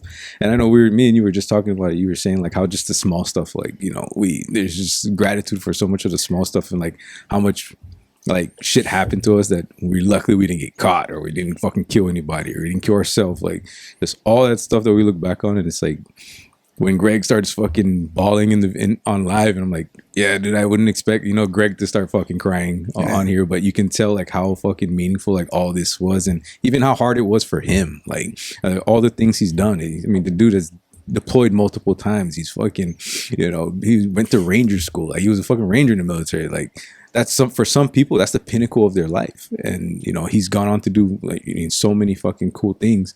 And then to be able to see that, like be vulnerable on social media like that. And just because we know, like you guys just went through hell, like you guys went through a lot of different shit. And all it took was just for you to see another human being. And then it's like, fuck, like, all that hits you. I mean, now that you're on the same plane of, talking about Greg, we had conversations about this, and then I also have conversations with Pao about this, and it's the skepticism of our people. Like if I carried that same energy, I would never know or experience the full Gregory Anderson, because if I was trained and I decide that I want to be like who my people are, I would never get to even hang out with a person like that, nor would I ever have the chance to experience his vulnerability and how much he cares for me, because I put a mask on him. Oh, this guy is white. He's, he's not from where I'm from. He cannot do this. He's not a waterman. But I think I just wanted to highlight that because it's a bigger part of us putting our own blocks in front of us that really keeps us not just from meeting great people, but great opportunities. you know, and you know, not to say anything, but what do we resort to? Just doing the same shit, you know, trying to. I mean, like a great example for me is like if I don't meet people like that introduce me to greater human beings that try to propel me, I'll probably be still trying to figure out who I can out barbecue or, you know, I can make my chicken calaguin better than your chicken calaguin and be mad that you have a clothing line and I don't have one when I can make one better. It's like, but I'm not moving. Yeah. I'm doing all of that from like one position versus what you said in the beginning. It's like, that's just one part. There's still more parts that are coming to that are going to be significantly harder. Yeah. You know, but how much are you willing to be vulnerable? How much of that mask and what you believe in is going to prevent you from really getting to experience great people, great human beings, and really experience like great emotions. Yeah. Yeah. You know, because like that guy is my brother. Like now I know why I was sent to him. Yeah. You know, I think I think I would be remiss to say that I don't help him as much as he helps me. You know, because I do a lot in the sense of just like who we are, of people taking care of the little loops and closing loose ends and, you know, making it happen for him. But I'm talking more about like the brotherhood and the friendship. Yeah. You know, like he makes me feel strong and courageous and makes me be more comfortable with being vulnerable to where I can tell him the things that really bother me. And me not having to think like, well, this guy is not from where I'm from. He don't understand what I'm trying to say. He understands it all. Yeah. Like there's a reason why we're like that. And more so, like there's a reason why like I understand my mission and why my mission is encompassed by different people that don't look like my people. I think I'll share this on the podcast. You heard it here first. That I was once told like that's what happens. It's about the role. Yeah. I was told that's what happens when you hang out with white people. and I loved it. I laughed, right? And at the same time, I asked myself, where the fuck are my people? If I'm gonna do something great that requires strength and courage, where are my people that are forcing me to better myself? Forcing me to look at myself from a view of like, fuck, like if you're doing that, like I want to do that. I'm tired of feeling this way, you know, rather than, 10 years ago or, you know, like that's not made for us, you know, or not because Nesian Built did that. If it was anybody else, I would do it. You know, it's like, why do we keep holding ourselves back? Like the greatest feeling ever is just being vulnerable, accepting who you are, where you come from, what you're made of, and just fucking get after it. Yeah. Regardless. I think when you put mask up for yourself like that, all you do is you just handcuff yourself. Yeah. You can't do anything else. Nope. Only people that will help you progress are people in the same mindset as you. But only one person is rowing with just one oar. Yeah. Not everybody's rowing together. So you're fucking going in a circle. Yeah. You're just repeating the cycle. Going in a fucking circle. You know? No, and that's the part that kind of sucks, bro. And then I think about that a lot, like how, you know, like Nesian Build has kind of we've done some things right, and we try to bring people on board because it's like for me running, even just running and stuff like that's I feel like it saved me. Like it's brought so many opportunities and so many, you know, lessons in my life that, you know, that I learned just doing that. Just doing just that one activity, let alone just running the business itself and like getting to meet people and all this stuff. But it's the part that sucks about it is like, I know that there's people that refuse to do or join us or become a part of like, you know, everything that we're about because it's out of spite. Like they don't want to do it because, AJ did it, or it's like you're following in like his shadow, or he did it, so I don't want to do it. Like, or you know, it's Nesian Built, just period. Like, or because of people that are following you are doing it with you. Yeah, you know, not knowing that those things, like if they just minus those things, it's so fucking powerful. And just do the thing, like fuck the who started it or who did it. Just do the thing that they're doing. Like that's what I'm always trying to like get across. And like I wish people would understand. It's like, bro, for me, I don't care that it's me. Like, I'm not trying to be fucking top dog of none of this. Like, I don't fucking care. But I know I have like lessons and stuff that I've learned along that can help you if you just jumped into it. Like, and it's not about like following suit. It's about, creating your own path. But maybe let's start with this. And that's because we call it the foundation. And it's all because if your fucking body and your mind and your fucking family is right, you can do anything. I truly believe that. If all those fucking things are right, you can do anything. But if you don't believe that that's what we're doing right here, then you're crazy it's like, forget about that it's us. Just forget that it's us and do the things that we're preaching about. And we're trying to show that we're using this as a base, but as the tool, but it's getting us to different places. Like, we've already seen multiple people like outside of what we do here at Nesian Built, their lives are getting better in so many ways. Like, fuck, stop worrying about like hating on somebody because, they're progressing or how their life is going and you're fucking mad because maybe your life's not going that way. Or maybe, you're not getting the same results or believing that person's lucky that they got that, Think about like how the fuck maybe that process got them there. Yeah. And how maybe that process can help you as well. And it just sucks that that's what it is. Because the wildest thing is that like we're very into the church, right? Mm-hmm. I don't like to use the term religious. Yeah. Because I was raised Catholic. So I did all the things, but obviously that's not where I derive power from. Mm-hmm. But at the end of the day, it's still from the same Jesus Christ. Yeah. I just don't like it because of, once again, going back to the man that I did not see growing up. Those are the people that I saw growing up. Mm-hmm. Like people that did certain things that made me believe and became afraid of this man, but they acted like they weren't afraid of the man. Yeah.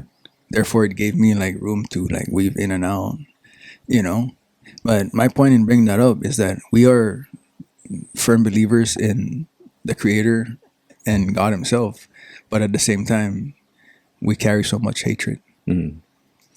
But maybe we just need to understand that if I don't like AJ, or maybe there's just something I don't like about him, but something about this is calling me to do it, mm-hmm. maybe that's God telling me that the lesson that I need is through him, mm-hmm. Or through this hard thing. Yeah.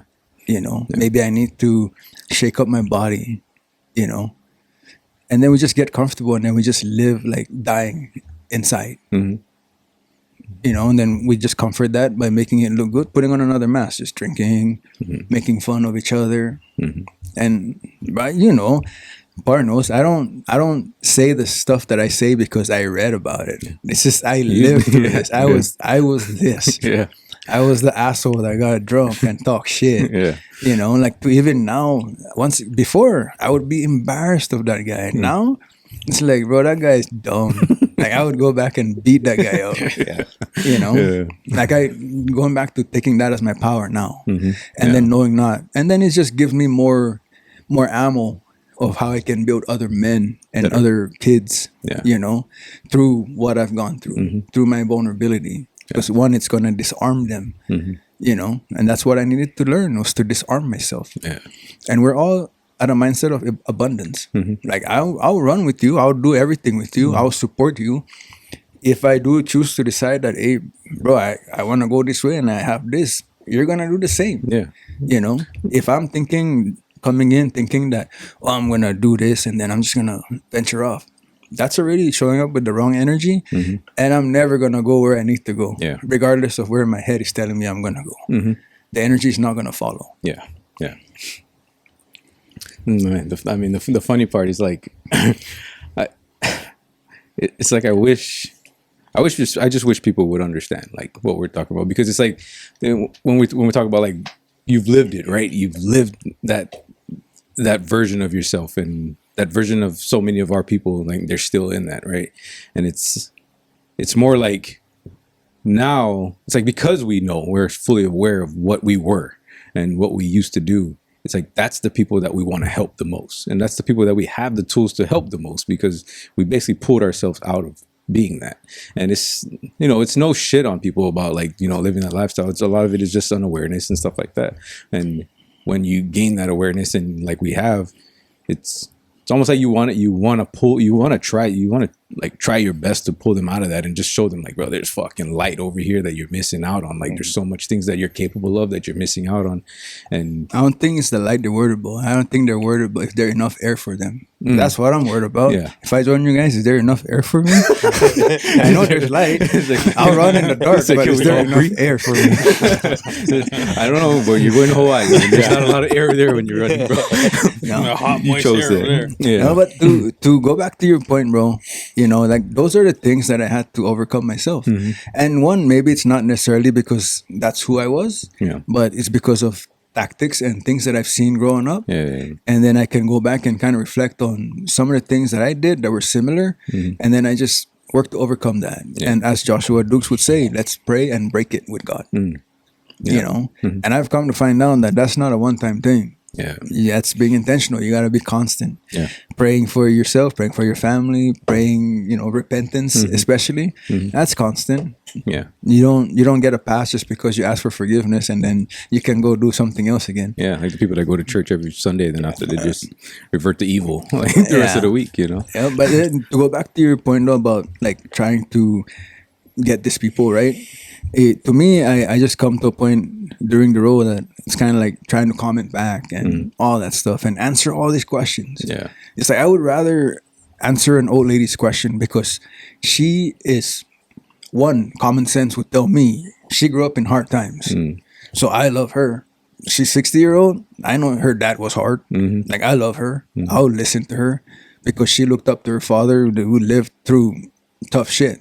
Yeah. Versus a 20-year-old that wants to drop, you know, a DM talking about I ain't shit because there's a girl doing it by herself. Yeah. And the conclusion I came up to is like, I think a lot of it comes from us too. We just got to stop minding all the people and trying to explain ourselves to people that work harder at misunderstanding us, Yeah.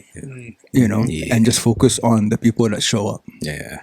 And whoever's going to show up, they're going to hear the message, they're going to pass the message, and we're going to get more people. Yeah. And just like everything else, it's not going to be fast, you know, but it is going to grow. Yeah. And it's going to grow with the right people, with the stronger roots, bigger branches, more flowers, and it's gonna bloom one day. Yeah.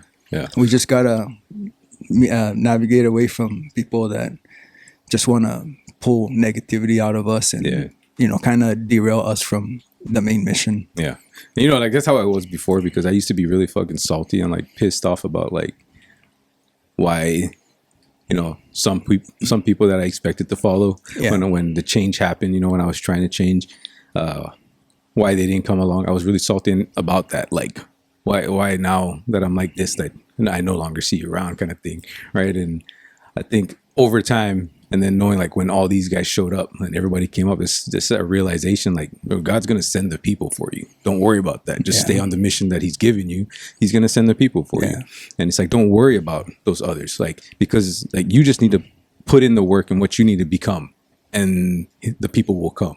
And it's like having that, like, it's because it almost takes like you do your work. That person has to take that step towards you to get there. Like, and it's, you can't be going trying to chase them. Like, and it's not, because it's not going to work like that. You can't be pulling them along if they just don't even want to take that first step. Yeah. And you got to let them, you got to give them that. You have to give them that responsibility at least to take that initiative, take that step to actually show up. And all the people that have showed up, like, I mean, we have people that come once and don't come back once, whatever. That's fine. We expect that too. But that's the thing, though. You know, they touched it once. Yeah. They know what it feels like. So, for all we know, they're dealing with it right now. Yeah. You know, they could be thinking like, man, I need to get back into it. You know. Yeah. Like at some point, you gotta maybe imagine: are they not coming to you? Or are you holding yourself where they're at? Yeah. You know what I mean? Yeah, I know what you mean. Yeah. And then now you're not compounding. Exactly. You're not going through peaks. You're just kind of, bro, hurry up. Because there's energy expended. You're expending energy on something that's like, you know, you don't want to use it towards that. Use it towards forward progress. You know? Yeah. That's like 100%. I wanna bring this up because I forgot to throw it in there, but this was very big in my role because I saw it and it kind of ties into who you give power to. And it was I think it was the run where you guys did with Pacifica. Yeah. but more specifically, it was Rock that was running with you, Yeah. Yeah. and the way that you pumped him up and you walked him through it, and just the way that he followed you. Like, to me, there is no better picture for who we're trying to take with us. Yeah. It's that picture right there. Yeah. People that don't know any better, they just want to be a better version of themselves. They want to be a better version of who their parents were. Not saying that their parents are not good, Yeah. but there's always greater. I'm not going to raise you to be the same. Yeah. I'm going to raise you to be better. Yeah. You know, and it's instances like that. Like, Yeah. those are the kids. Like, if there was ever a way that I can figure out how we can make a bunch of fucking money and go home and do something that would motivate people, it'd be putting kids through stuff like that. Yeah. Yeah. Like, empower them. Yeah, so they can be fucking great, you know, like, and that's what, you know, like, it's great you bring that moment up, but like that, when Rock came up to me, like when we were running, we're on the way back already from the turnaround point, and when Rock came up to me, I knew like what he expected, you know, it's like I felt it, like, it's like he already sees, like, you know, he knows what I've done and stuff like that, right? He sees me and everything, and when he came up to me, I knew what he wanted. It's like he wanted a challenge that day. Like, and that's what I wanted to give him. Enough for him to like push himself, but not enough for him to doubt himself, you know, to feel like the power that he had. He just had to hurt a little bit. I mean, if you just said like a minute ago that, you know, God will send you people, that's what it was. that's exactly what it is. Yeah, yeah, 100%, bro. And I felt that when he came up, and it was just, I mean, it's crazy because it's like when the shit is happening in like real life, reality, Real right? time. It's like real time. Yeah. It's like, fuck, like, you know, we're just doing the thing. We're just doing it. And then, but it's like when you look back on it, it's like, that was more than just doing the thing, like, you know? And it's like moments like that, like I remember. So I would hope a kid like Rock would remember, like, and then to see him obviously go out and just fucking kill a half marathon like the way he did, the way we finished our run together, like, that's the shit right there. Like, that's the shit that makes me feel good about everything That's that we do. fucking awesome, dude. Yeah, dude. So, I mean, all the stuff that's coming around, bro, it's just fucking insane. And I think especially with the run club, and then after you like seeing like what you guys do, and I mean, we've talked about it multiple times in here. It's like, it's crazy to believe like what kind of shit we're surrounded by now, and like the kind of people we're surrounded by now, you know. And I mean, fucking, we're talking about it, like, I think it's like there was something happened, right? And then he was like, Mark sent in the thread, it's like, bro, we got a guy that ran 50 miles and we got a guy that just rode the Pacific. Like, who the fuck would it, like, for even just when he sent that, I'm like, who would have ever thought just a couple years ago, bro, like we would be able to say stuff like that, you know, like that. These are the people that we get to fucking, like, we know, like, face to face, we can have conversations where we can learn from, we can grow from, like, and coming from where we started, like, I mean, when we first started, I didn't have anybody, you know, we were just kind of solo dolo, just trying to figure this shit out, not even knowing like this is where we're going to end up. But it was just like, I just want to get better in this day, one day at a time. I think the beauty of that, you know, you bring that up, it's not like what you started is not who you were supposed to be. To me, that's the beauty in all of that. 'Cause we just talked about it earlier, you know, the freaking body by what you guys were doing, YouTube, like chowing and then lifting weights, you know, and then you started you know, Nesian built. It's like, obviously, like, to me, that's the beauty. That's not who you were supposed to be, but it's who you had to start. And then you kind of keep compounding great habits. Eventually, you start figuring out who you have to be. In order to fulfill like your mission and your purpose. And then, like you said, God will keep sending you the right people. They might not come at all the time, but they'll come at the right time. I don't know if you know the right button, bro. How do you know the right button, bro? We prepared in this right on time beforehand. That is hilarious. Oh man! But dude, we've seen so much cool shit happen, like, just the past couple of years, like, with all of us connected, bro. Like, and I mean, what you just did was just fucking insane. Like, we have to go right back to that. Like, what you just did was fucking insane. First off, when you mentioned that, you know, you were gonna do it, when you kind of informed all of us that you were gonna do that shit, and then for you to actually go out there and do it, and then like now we're just sitting here at the table, like you weren't just out in the fucking Pacific Ocean with nothing else around you but water. Like, it's crazy, and then you get to come back and tell us like everything about it. And like I know I was looking forward to the whole thing like the whole time, like when we finally get to sit down, because there's like I kept telling Mark, I kept telling Mark, I was like, bro, this guy's gonna come back and he's gonna fucking tell us some shit that he fucking figured out about himself that he just had no idea right before going out there. So I was like, that's the shit I was hoping to hear. I think that's what gave me more power too, bro. Like when I took it to church, right? And just at that point where I saw the wave, you know, and the sermon was something crazy, about your bro. journey. Yeah. He didn't say a rowboat, or he just said the journey. Yeah. And he said, your journey has been anointed.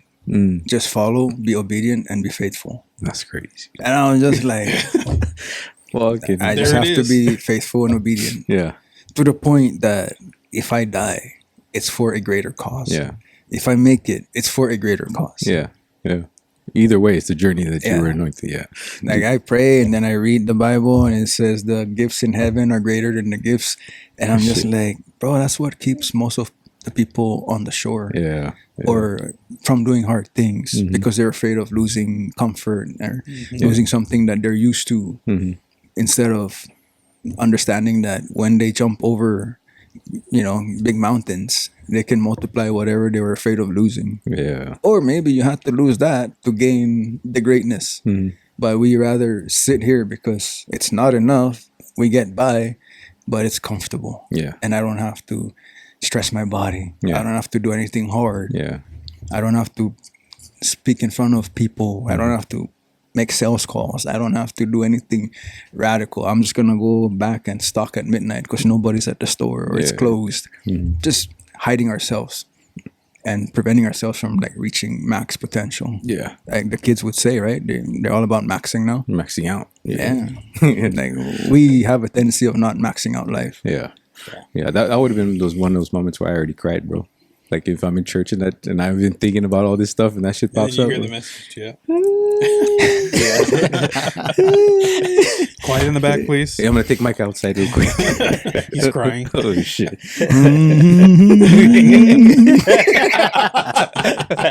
Oh, that's crazy, bro.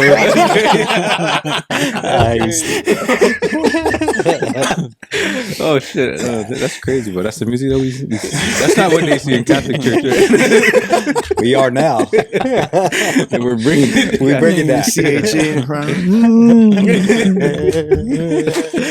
Oh, that's crazy. Vince, go ahead. Sing. I'm a dancer, singer. I was born Shit. by the river. Oh, shit. That's some racist shit going on this table, bro. That's crazy. This is Nesian build, bro, not a Negro build. Right?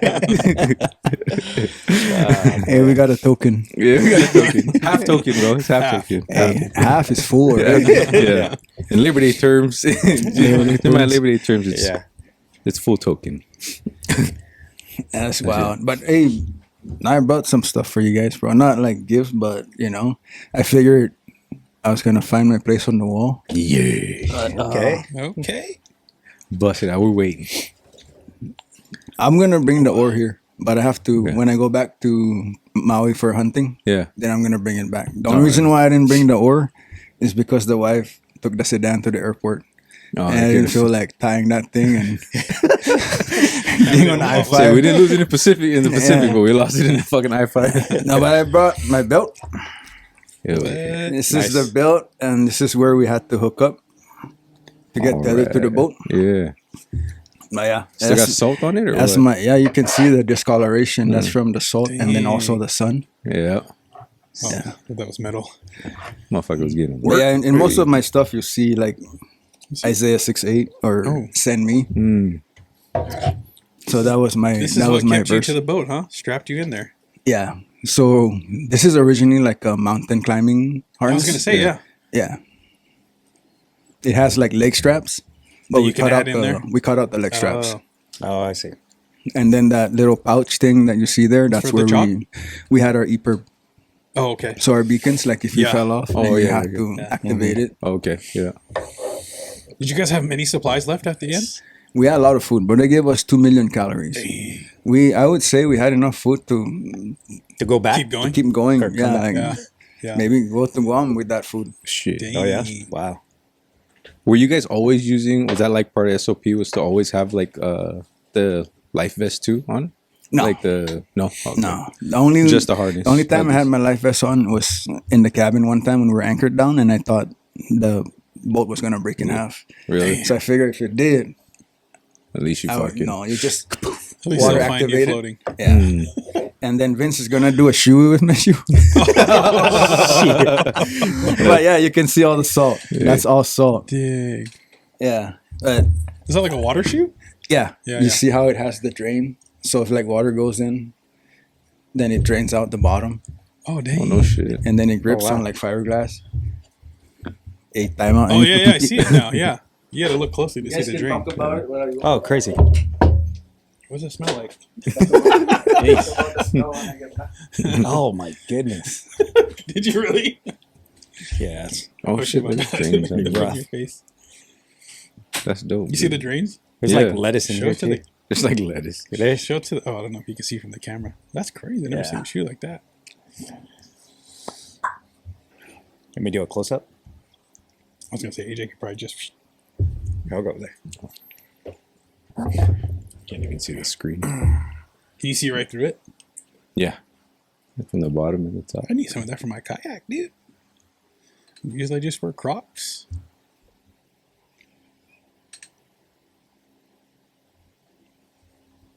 You gonna shoey Celsius out of that or what? That's crazy, dog. We gotta.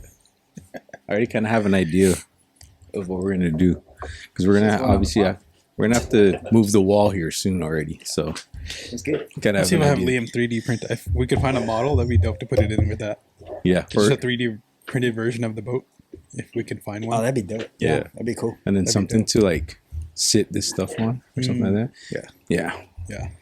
that's crazy. Bro. Don't worry, we got something coming. We're gonna plan this one out.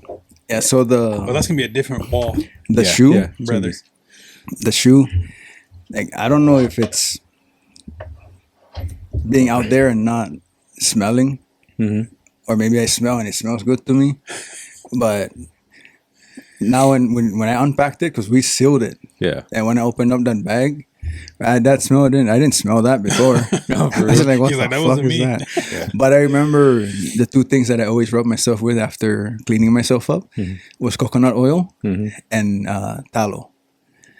Like just Yeah. Moisturize. yeah, I'm just trying to moisturize myself, Yeah, like yeah. especially my knees and And it's like just my salty out heels there and shit. yeah.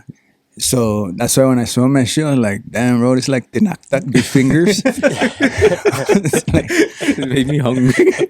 but yeah, no, I brought those shit. two. I mean, because for me, like being a part of, like rolling with you guys, I think like that's the ultimate gift I can give, having something that has been through, the Pacific. Hell yeah. And like I said, I'll bring my oar when I get it in. I'll probably find a way to have Kayla like maybe like embroider something on there. Yeah, no, we have Kayla's actually working on some of the placards for the wall too. So Nice. yeah, we can. She should definitely be down to work on something for this. So. And then the other thing that I'm holding for you guys is when you guys decide that you guys want to get more rowers, I'll donate my rower Oh shit! in that way. I mean, and that's all original meters from prepping for the Yeah, for the row, and then it could be something that if we get more rowers, could probably come in and we do like a rower tutorial. Because I've seen some of our people try to row and Yeah. just like that hurts my back. yeah, yeah. Yeah. So it's because I know to some people maybe rowing is going to be easier for them because there's less stress on their knees and Yeah. and their body, but it's still a functional full body movement. Yeah, and cardio. So if and we shit. can get more people just to move in different ways than Yeah. what we're used to or what we think is the only way, like running and Yeah. rocking and walking, yeah, then that's just another added benefit to the community. yeah, 100%. How long did it take you guys to get used to that after you with the rowing? On Like, when we On the left, way out, yeah. bro, To adjust. bro, that's a good question, bro. And I'll tell you what, it is 100% easier to row the boat for me. I don't know, maybe it's because of the magnitude of being out in the wild and just having like it's like survival mode. Like Yeah. we stop, we're gonna die. Yeah. Yeah. Versus like something monotonous, like just looking at my wall and You don't think that prepared you though? Maybe that was like the preparation. It did. Right?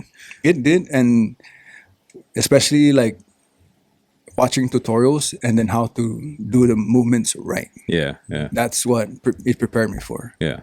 But to be out there and row the boat, it's I would take that any day. Yeah. Over and over. Over. Yeah. Yeah. And I think I would answer that way just because of the monotonous of, being in a room by yourself and just trying to pull. I got you ready for the night ones, bro. For the night rows. Not seeing shit. Fuck, see, I never answered your question about the night. Oh yeah. That's right. Call back. Well, so this Oh, hat it's you the guys hat we gave to saw. me, and I'm gifting it back because Is that I a have, return? can't Return I believe hat? have pictures We're and I outside have the window on that one. I have a video. So that's pass. I have a video of this. I didn't realize that we were just jumping in because we were really hot. Yeah. So I just grabbed the camera, powered it up, and then I jumped in with this. And I was uploading footage last week, and it was that we jumped in. I came up, and the hat was still in my head, and I was like, "Oh, that's a cool fucking video, Oh dude." shit. Yeah. Yeah. But now just keep this with everything, and then it has the same the send me. If anybody's ever questioning like why the send me, that's Isaiah 6:8. That's when God said, "Who shall I send to go for us?" I said, "Here I am, Lord, send me." Yeah. Yeah. And prior to the role, my understanding of that was like, "Oh, Will, you're gonna go on this role because you're a badass, you're a warrior, you're gonna do this to show everybody what's up." And then when I started rowing, it's like, "No, son, actually, I'm gonna break you down, and that's how you're gonna show everybody what's up." Yeah. Yeah, dude. Yeah, that's like true. in order to be strong, you gotta really know who you are Yeah. and what you're made of. You could be stripped. Yeah. Yeah. Yeah, dude. That's real, bro. We appreciate you, bro. Yeah, Like that's awesome. for all of this, and like this is like you said, like this is the greatest gift I can definitely like appreciate from you for everything that you had to go through in all this and everything you guys dealt with out there. Like this is big time. This is more than I can even imagine. Fuck it, even if it's just one piece of this, like all this has a story to it, and like you said, like this gets to go up, and people get to look at it and see, like not even understand like what this piece of equipment, all this stuff, like went through, and the person that got to wear it is somebody that's special for all of us and special to all of us. So yeah, we definitely appreciate you, bro. And we're gonna set this up. Like, we have to set up the whole wall because like it seems like it's gonna be changing very soon. But this is gonna get its own place. That's what I was gonna say. It's a whole different wall. Yeah. But yeah, dude, this is real shit. I appreciate it for sure. It's like getting to see like everybody just do like shit like this, dude. Yeah, it still blows my fucking mind. That's the thing too. It's like I'm not. I think my old self would be, partial to not wanting anybody to be harder. Yeah. But with who we are now, it's like who else now is gonna take it to the next level? Yeah. Like who now can I be there for? Yeah. And cheer and support and make sure that they have everything that they need. Personally and whatever they need to just fulfill something that's gonna even expand the horizon in the eyes of our kids. Yeah. But yeah, that's Like, That's awesome. yeah, dude. yeah, I never answer. You want me to answer your question about the night? Oh yeah. I would love to hear that, bro. Because that's the shit, bro. Like, I am really wondering because fucking, You know what's gonna be the beauty of this podcast? What? It's all the outtakes. no, you gotta just leave it in All there. the interruptions. It's gonna be like the Jackie Chan movie where you show it after. Yeah. You have to flip. You're gonna flip the the like. blooper reels. You're gonna flip it. It's gonna be on like our side, right? And then you're gonna flip. Will's hat is backwards, and it flips Yeah. back. Then it's forward. yeah. But yeah, no, I mean, yeah, you said, were there any challenges in the night rowing when you got to night rowing? Yeah, like what was that like? Yeah, so initially when we left the first sunset, Which is probably amazing. it was amazing, but I think that was the first initial wake up call for me. This is before it got dark. Yeah, So it was my shift and it was sunset. It's like, I don't know what time was that, like 7 p.m. now. And I remember me and Joshua Dukes rowing and then all of a sudden, like, I just feel like a roar behind me, and then I see like nothing but black. And I was just like, what the fuck is that? So I said, Josh, what is that? He said, I don't know, stand up and look. So I freaking stood up and I turned, looking west, looking at the sunset. Bro, big wave come, just block out the whole horizon. No shit. And I was just like, fuck, do we really doing this? Like, that's what that was? Holy A shit. wave, like, blocking the sun. Yeah. the horizon. Like, so big that it's, like, dark. Fuck. And I was just like, okay, like, this is real. Yeah. First 2 nights, awesome. When the storm started rolling in, midnight was, or like nighttime was different because there's no stars, no nothing. It's just black. Yeah. You couldn't tell where the sky ended and where the Horizon. water started. Like you couldn't see the horizon. Fucking crazy. And then in some points where you're like sleep deprived, you start, like, I started thinking like we're in a swamp where it's like just foggy and you're just like rolling through a swamp. Yeah. Can't see anything Yeah, past 10 feet. and shit. those were gnarly. Yeah. At some point, still in the beginning, where it's kind of like scary, skeptical, seeing comments. You know, people say, "I don't mean to scare you," but then they start Yeah, something they say some scary. You know, now I'm like thinking, like, what the fuck is really out here? Like, Yeah. what's under in the water? Like shit like that. Yeah. That only comes on at night. Yeah. Like I would say, like the first week and a half, and then after the storm, nothing. It would be just like not knowing what's out there. Yeah, I had somebody I was actually, because in some way they're connected to Greg, right, and through work or whatever, relatives and everything. They're connected to Greg, so I was trying to see if they knew who he was and everything. But I was telling him that you guys were out on a row from fucking Washington to Maui, and like I know it's fucking scary and it's crazy and it's anything can happen out there. But you guys were going through the storm at that point in time when I kind of mentioned it to him. And then so he went out and checked out, the social media, and saw like you guys were going through the storm and all the shit that you guys were seeing and everything. And then this motherfucker comes out and says like, bro, I don't think they're going to make it. I'm like, bro, you realize what you just said to me? You said like, my brother's not going to make it, dog. Like you saying he's just going to die. Like you're willingly just walking up to me and saying that. Like, are you stupid or what? And then when you guys made it, I was like, hey, guess what? Fucking idiot. Like they made it, dog. Like you're fucking stupid, bro. Like that's the kind of shit. Like once again, you're projecting shit. Like, it's hard. Yeah, I know you're not used to doing things that are hard, but there's no one I believe in more than probably those 4 dudes going out there and doing that. Like they're the right people to go do that. You're not the right guy, obviously. You go out there and I don't think we're gonna make it, guys. Like not the right kind of dude. Yeah, I remember Greg looking at me. Oh, sorry. No. No, I'm saying just to What? just to go ahead. Like I remember Greg telling me like the second day of the storm. He just looked at me because at that point we're not rowing. We're kind of just chilling. Yeah. And it's like, Will, this is where most people will tap out, bro. Yeah. It's like this is where most people will tap out. And that's the same day he made the post that he mentioned something that I overheard, but it was very vivid. Yeah. It's like the ocean don't scare me. It's not. I know it's not gonna. I know it could kill me, but it's not gonna break me. Yeah. And that's when I was just like, yeah, dog. Yeah, dude. Like Yeah. I believe that 100%, dude. Because didn't it seem like you guys were going through the storm and like just getting through those waters, like once you guys got clear of that, like it got pretty like chill for the most part compared to going through the storm. So chill, bro, that we were looking for storms to keep. Yeah, you know what I'm saying? Again. Because that's the part that's supposed to break people and make them want to turn around, make them get picked up, shit like that. But you guys got through that part, and then after that, it's like, fuck. Now we're looking for that, that rush or that shit that's gonna get us like feel like we're in the fight, like in the battle. But yeah, it's like even just knowing that we like. Just get like when you guys got to what was that like California? Was that in California when you guys? Where we had to make it right. Yeah. You're going through the storms there. That's when it got worse. Like to the Northern California. Northern Cali. Yeah. Okay. Yeah. I know. Like, and knowing that, like, we were just like, this has got to be the worst part because there's just no way like you're gonna keep going through that all the way to like fucking Maui. Nah.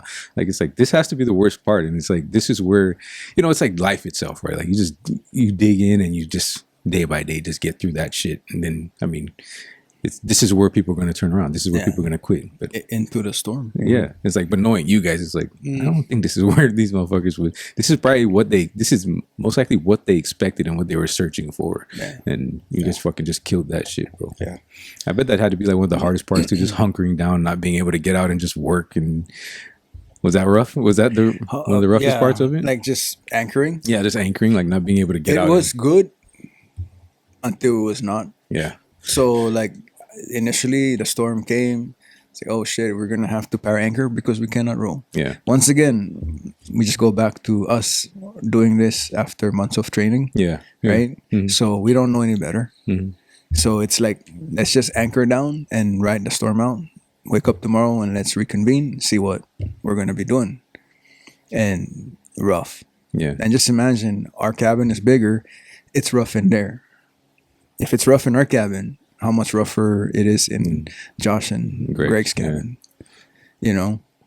But hunkering down, those were the toughest, especially when it started getting worse, where I started hearing like screeching. Mm. You know, the connection in the front where the power anchor was connected to. Yeah. Like every time you feel the anchor pull down on the boat, it felt like the boat was gonna break in half, or it's gonna pull the front end, like where I'm at, it's gonna pull it off. Yeah. Shit, dude. And that's why I said it's like, oh, I had my life jacket accessible, Yeah. or I had it on at one point, Mm. because it's just like, okay, we ain't doing shit except preparing for what's the worst, what's the next. Yeah. You know, that's why I said it. Any scary moment that came, we never were scared because the contingency was more important than being scared. Yeah.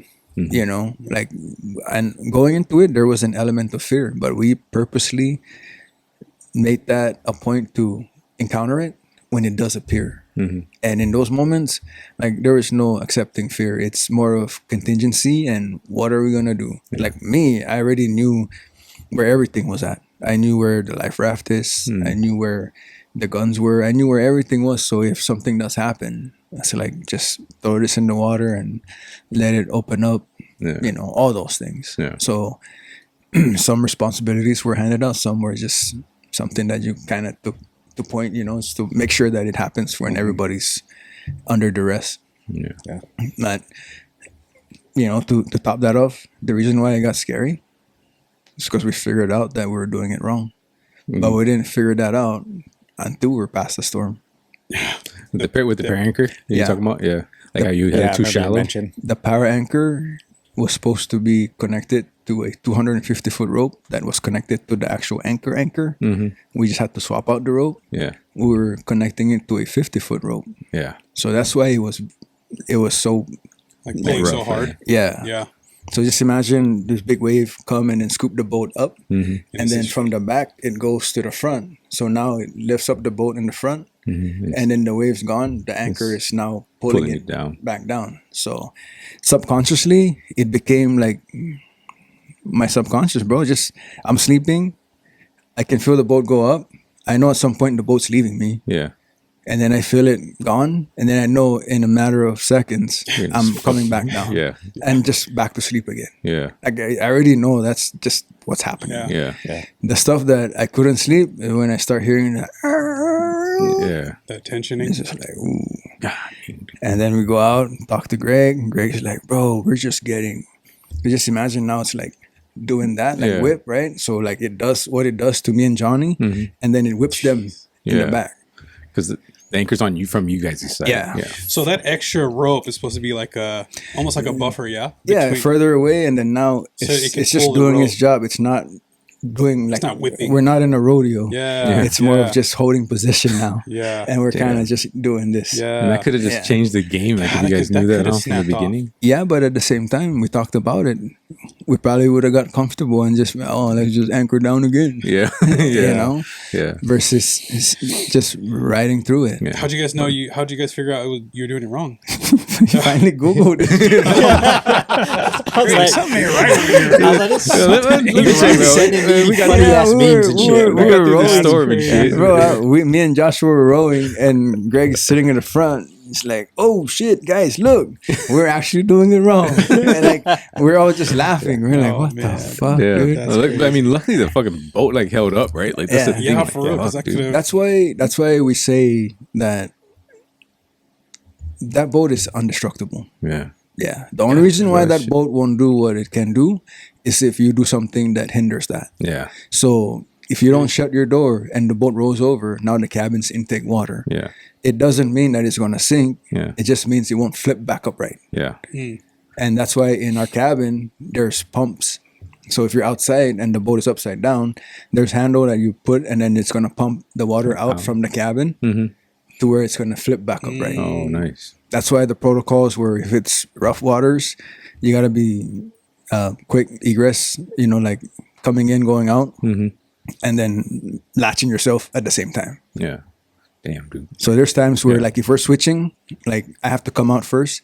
It's not we can go together at the same time. Yeah. Yeah. Because Because you got to close it up. Fuck. there's times where like our shins don't just get beat up by the oar. It's like diving into the cabin, then your shins land on the Fucking, yeah. yeah. Damn. So it's, All that little shit. Yeah, the just little little- details. yeah, just a little rough. Yeah, I mean, I remember when you guys were talking about like I think it was Greg who put the video up, like all the little things that just made everything so much harder. Like for you just to get in and out, for you just to fucking lay down and actually relax. You're never really relaxing, and then just for you to get out, use the bathroom, for you to eat, for you to fucking make coffee, anything, everything was like 10 times everything. harder. Right?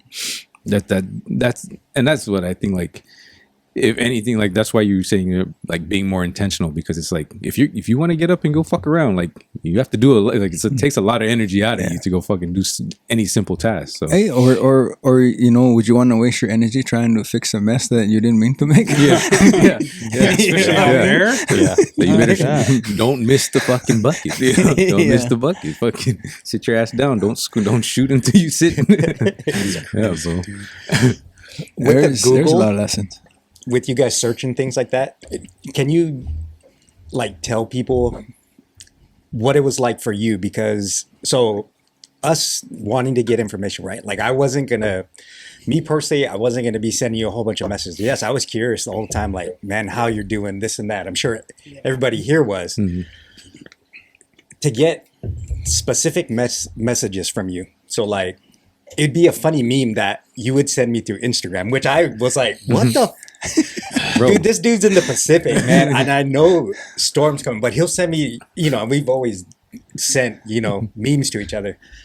Some random video. Just I'm at work. I'm my normal stuff. And I'm thinking about this guy, like, dude, this dude's on a boat, like rowing, and he's still sending me, a clip. What the hell were you thinking? Yeah, That's what he wants to know. yeah, For my mindset specifically, instead of like with my main people that I would call, and like if I want to FaceTime you, I FaceTime you. Regardless if I know you're not gonna answer, eventually you're gonna get back to me. yeah, Instead of just like nonsense people, right? Just casting stuff out. yeah.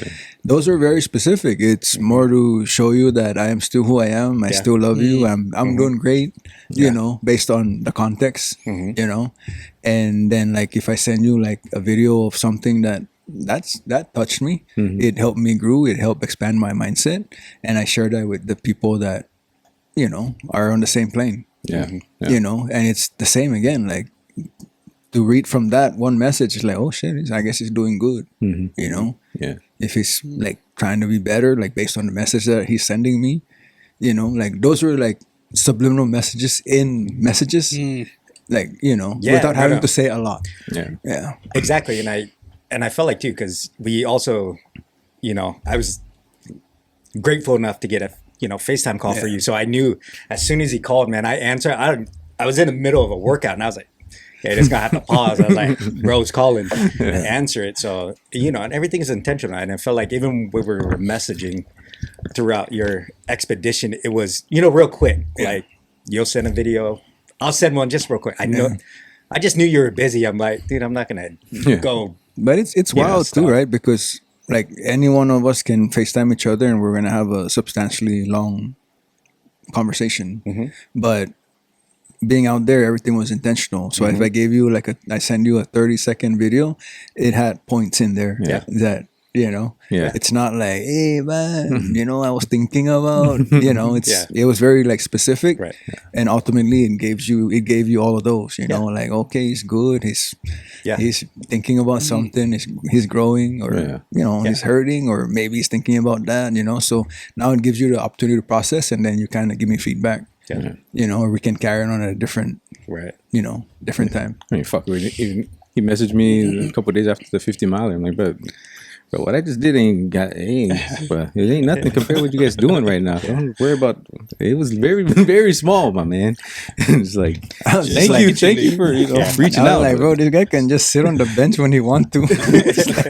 I'm just gonna sit here for a second, take in all of this. Yeah, that was crazy. Nah, it's- yeah. But it was nice. It was definitely good to hear from you. Like, Yeah. you know, every now and then, even just see your posts, bro. Yeah. Like that was it's always like you know, because obviously, it's not like we're not thinking the worst, but of course we're always worried that, you know, there's stuff that, you know, obviously Mother Nature's Mother Nature, but you know, we would expect that, you know, like I said, like you guys are the guys that best to be out there to do what you guys did, and to always like hear and see like you guys just post and know you guys are fucking doing good, or you know, even for me, even like just, but even if you guys trying to even express like hardship, like that's still better than not hearing anything, you know, like that's still, I mean, and that's, you went out there for that. So like, that's what, you know, I would hope to hear from here, but hear about, because it's probably the best parts looking back on it is, it wasn't the chill times, it was the hard times. You Yeah. know? So I'm Most sure you definitely guys the hard reflect on times. that a lot too. Yeah. So like, what you guys did was fucking crazy inspiring, bro. And I'm sure a lot of, like you said, like a lot of people didn't even know you, and now they know you, and you're that light to them, and especially for our people, bro. Like our people needed something like that. They needed I know it's somebody to wild, show bro. them. At some point, like halfway, we were having I think it was a 12-hour freaking mushroom expedition that we had within the expedition. Yeah, That was gnarly. yeah, Yeah. That was gnarly. Because the hungover that came from the mushroom lasted, like, I thought that was a week yeah. No for shit. everybody. No shit. I was just rolling, like, just hungover. I mean, I only took like four pills. Fuck, Greg, Josh, and Johnny, they ate chocolate, which the chocolate is like 2 grams, and they had like 2 each. Yeah, And then they took more pills, and the pills are like half gram because they're like microdose. yeah. So like, oh, it's not enough, and they kept doing. But I tell you what, though, the conversations were as intentional as they were supposed to be. Whatever was said, whatever was asked, had to be done to get the most out of each of us. Yeah. You know, and that's where I got like, everybody was laughing because to me, like, I woke up the next day, like when we took time to sleep just so we can get back on schedule again. Like I woke up and I was like, I came out of my cabin, they're like, bro, what's wrong with you? I said, I found that motherfucker, man. And Greg was like, just one night of mushroom? I said, yeah, I found that motherfucker, man. Johnny's always my rally guy. He's like, yeah, Will, where's that motherfucker? You're that motherfucker, man. I was just amped up. Yeah. I was just amped up because sleeping on the mushroom, like once again, you're trying to really doze off, and then at some point your subconscious takes over. So everything I'm thinking about is like greatness. It's all things that I'm trying to make myself feel good about that once was scary to me, or I'm too embarrassed to do it, or I tell myself like, who are you to like do stuff like this? Or, you know, like, just because you do this, it don't mean you can be this. Yeah. You know, and that day, bro, just everything that was given to me was just positive. Yeah. Positive. And I was just like, that's why I was so amped. Came on, I found that motherfucker, man. And Greg was like, one session? I said, yeah, dog. And literally after that, there was still pills. Yeah. Me and Josh were microdosing for the rest of the trip. Like, but only on our midnight rolls. Yeah, because those were the fun rolls, especially when the stars were out. Those were the sky was best. probably Yeah. amazing, huh? Yeah, we No shut light off all the pollution? lights.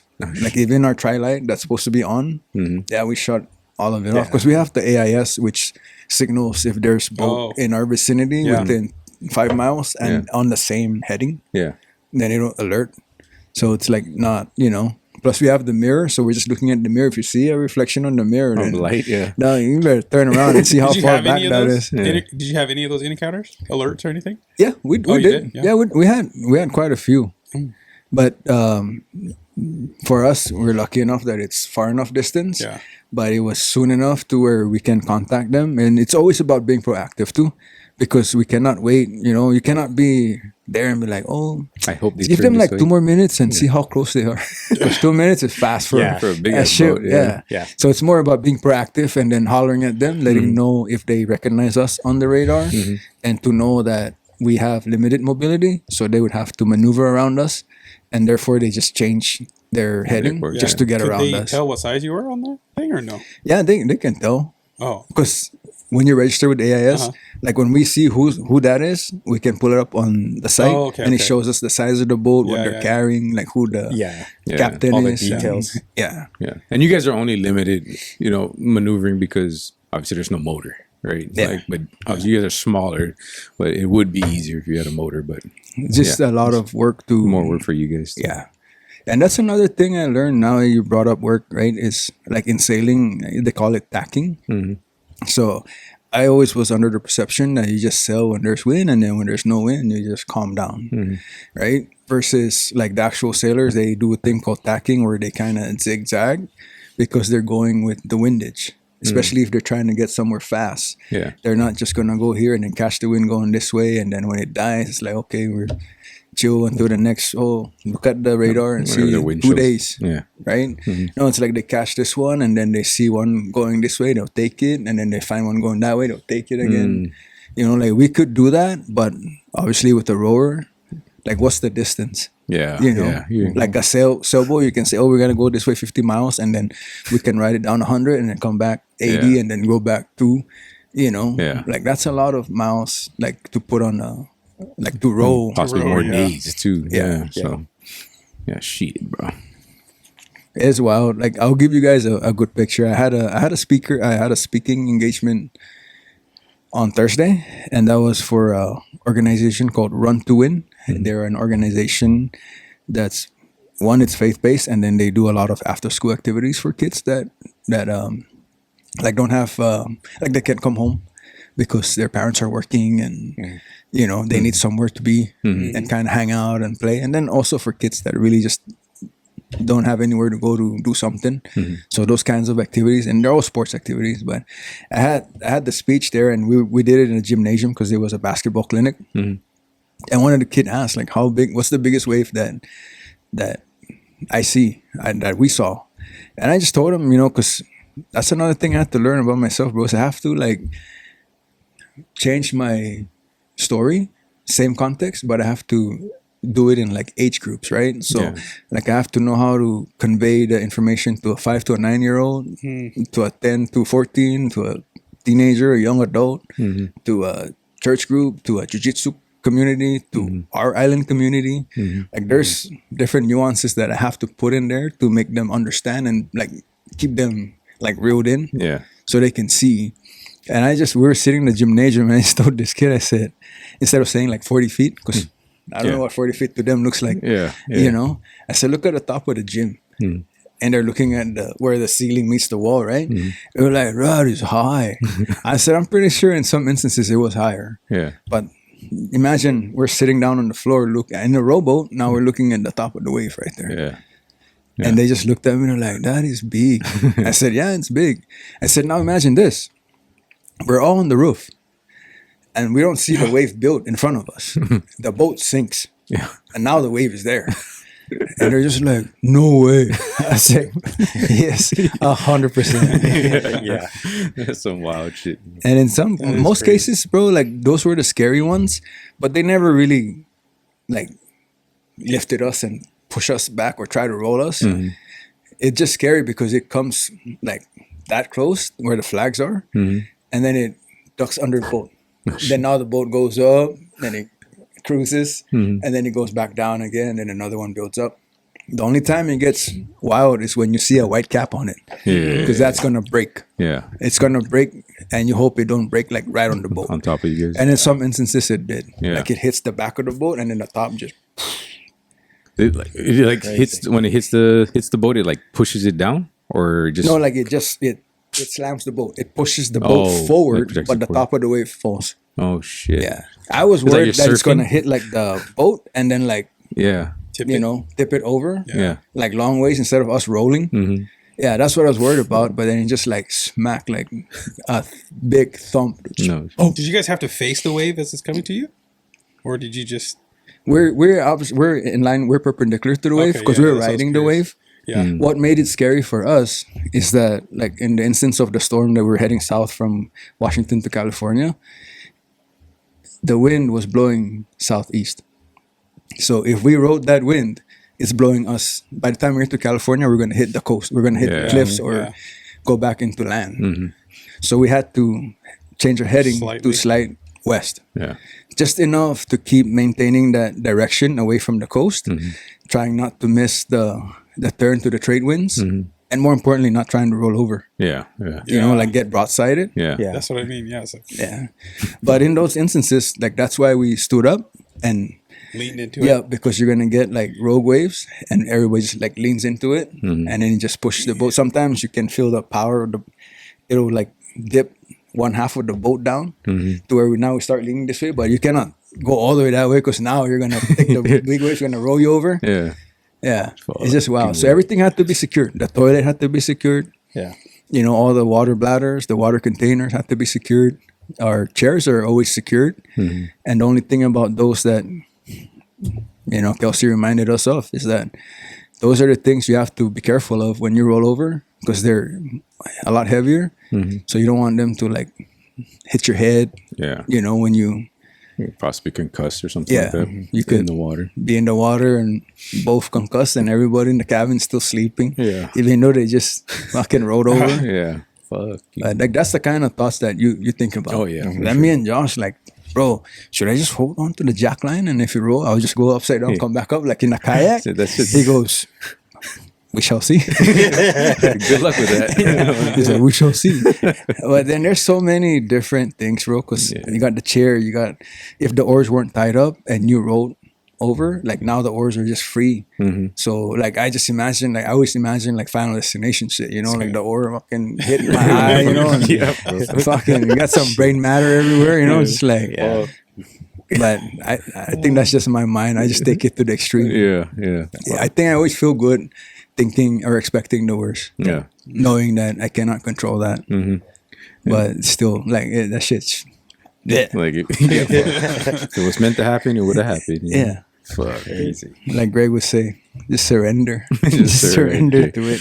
Fuck. Yeah. And that's another thing, bro. Like to hear a guy that's done all that he has accomplished, and then to use words like acceptance and surrender, and to be vulnerable to know, you know, to the world, basically, knowing that he came from a community of like door kickers, Yeah. Yeah. you know, like to me, instead of who built him, I think he's making them stronger. Yeah. Like all the Rangers now and the Rangers of the past, you know, they're just like, but that's what made not me love him more. Yeah. Is to see somebody that I see as a strong, capable, you know, self-reliant Yeah. community leader, be vulnerable and then accept me, like literally bring himself down to my level to understand who I am. Yeah.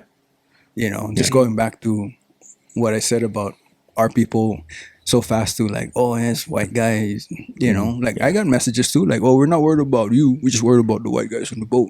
You know, it's like, to me, it's like, I understand the humor in that, Yeah. but there's a lot of me that's like, let's get over that, Yeah. you know? Yeah.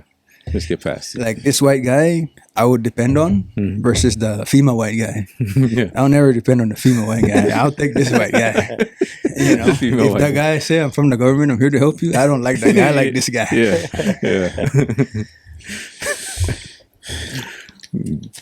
Yeah. That's, I think that changed too, right? When you talk about, so obviously us knowing Will, especially, and then the rest of the crew that went out, I think instantly that was our first time meeting the rest of the crew. Like, Yeah. definitely I knew Greg from going up to your guys' gym up there, his gym. So I knew the name. I never got to meet him, you know, and things like that. But I think it went from, you know, all our brothers doing this expedition to, hey, we have brothers, you know, the rest of the guys, now they're all family now. You Yeah. know what I mean? Yeah. Like, I think, which is cool. Like, because then I even started messaging, you know, all the rest of the guys, man, just I was already, proud of you going out there, and then getting to, have conversation, messages and kind of just feeling it, you know what I mean? Like them being a part of the family now and being a part of their family too. Like I think was pretty awesome, No, it's good, and we felt it out there. There's instances like I know Joshua started a like a Instagram group with us. Oh like yeah, Nesian oh, that and was him you. that started. Yeah, that was Oh, him no that shit. started because his daughter was running. She did some kind of run, and then she was gonna do Honolulu. And then he was just, I guess, somehow it came up the Brazilian. Like people that were jogging, and there was the guy in the back of the truck, like DJing while Oh, they're yeah, running. yeah. And he's like, "Hey, Will, you should do this for the Nesian Build Run Club." And I was like, "I don't know, text him or message him." I thought he was gonna solo message, but then I saw he like tagged me, and then he's the Nesian Build and you, and I was just like, "This guy." I said, "You need to stop that." He's like, "What?" I said, "You always like that, even when like there's a big decision to be made." He would always go, "Yeah, me and Will were thinking." I'm like, "This guy." It's like, you in it.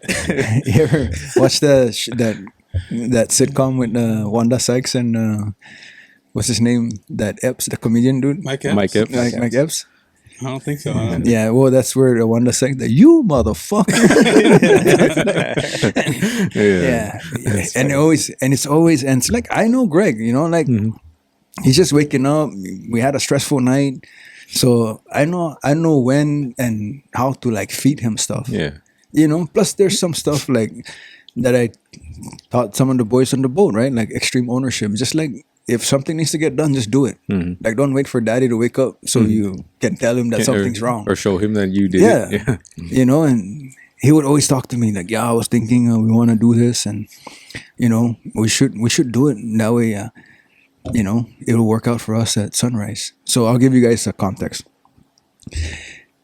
Josh told me, he's like, "Will, I'm gonna talk to Greg and Johnny, and we're gonna adjust the time for our shift, because I kind of want to see the sunrise."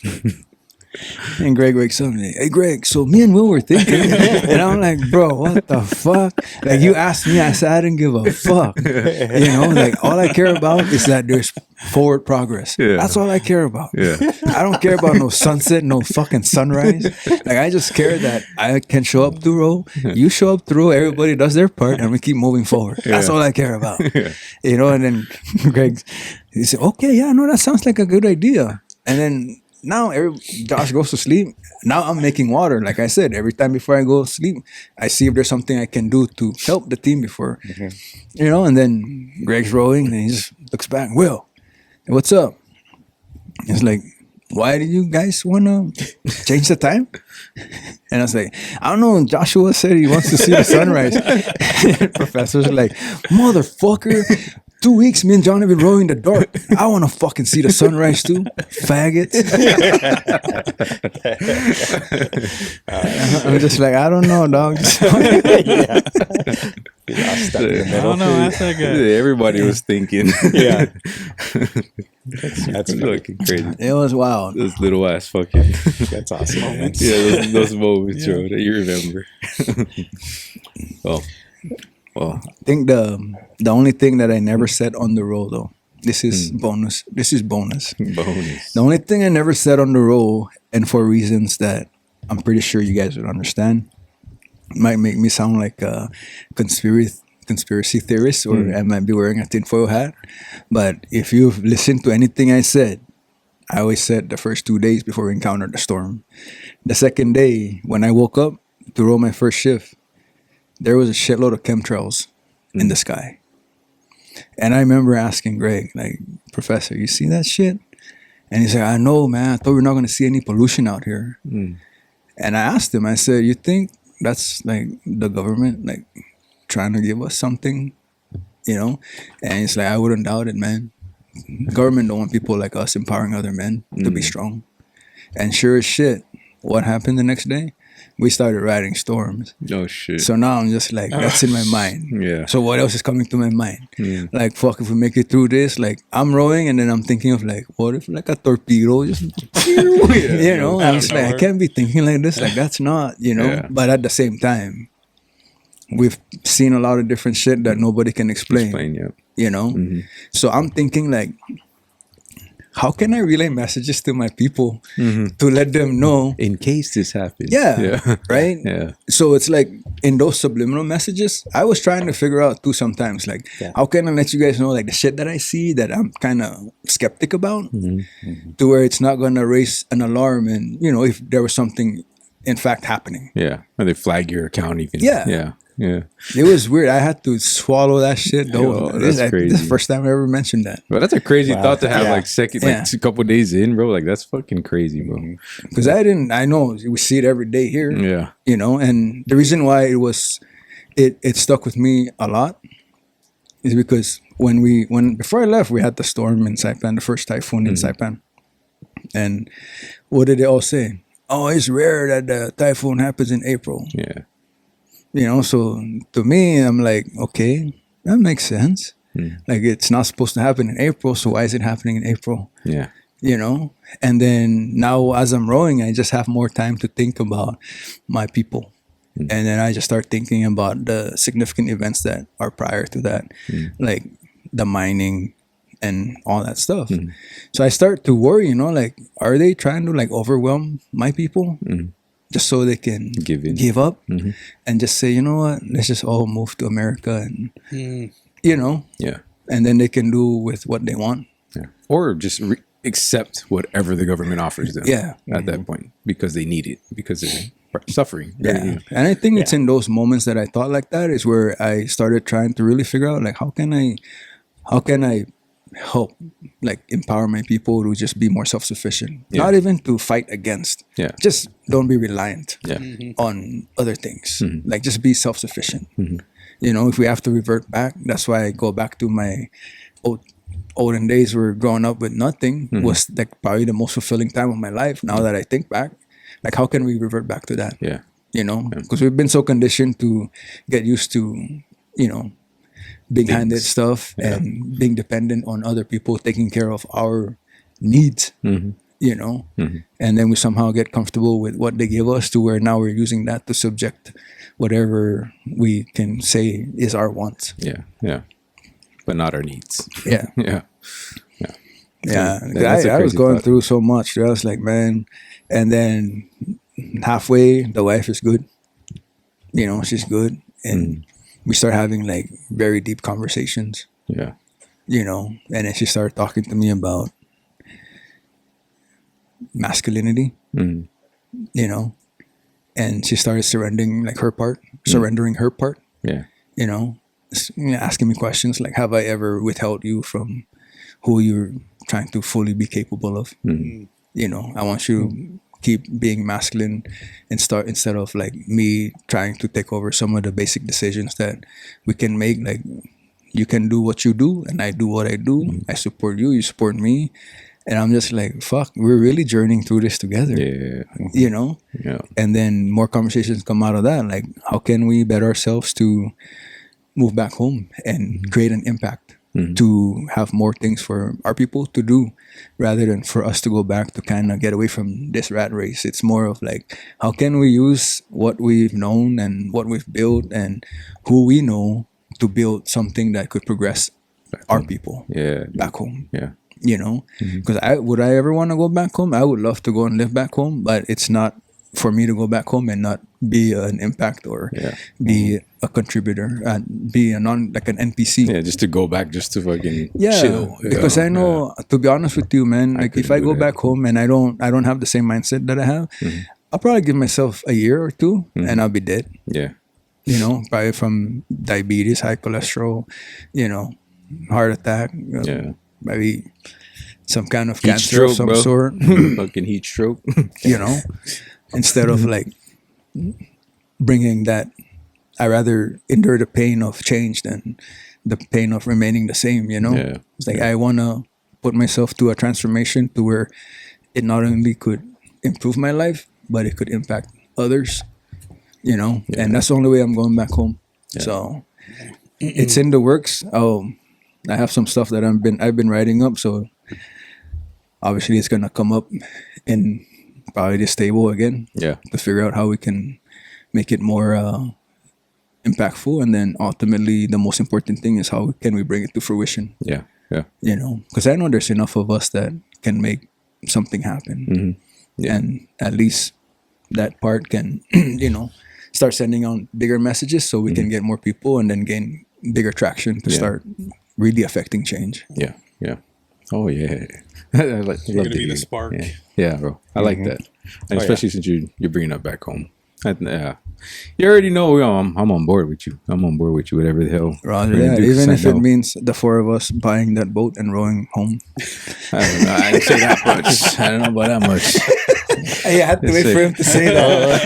I think at this point, I have to be able to go back and finish my Ironman before I can jump on a rowboat. I got a Pacific Ocean. marathon to run back. It's like I'm on board, but not on board a rowboat yet.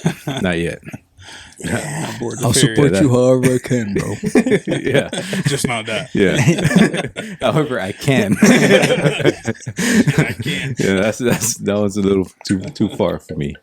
But yeah, like we said, at this table, we're gonna, I guess, figure out something along the way. Fucking Yeah. there's more to come for sure. This is a great table, man. Like just sitting back here and really actually given the opportunity to share my experience and then stories of some of the things that I've gone through.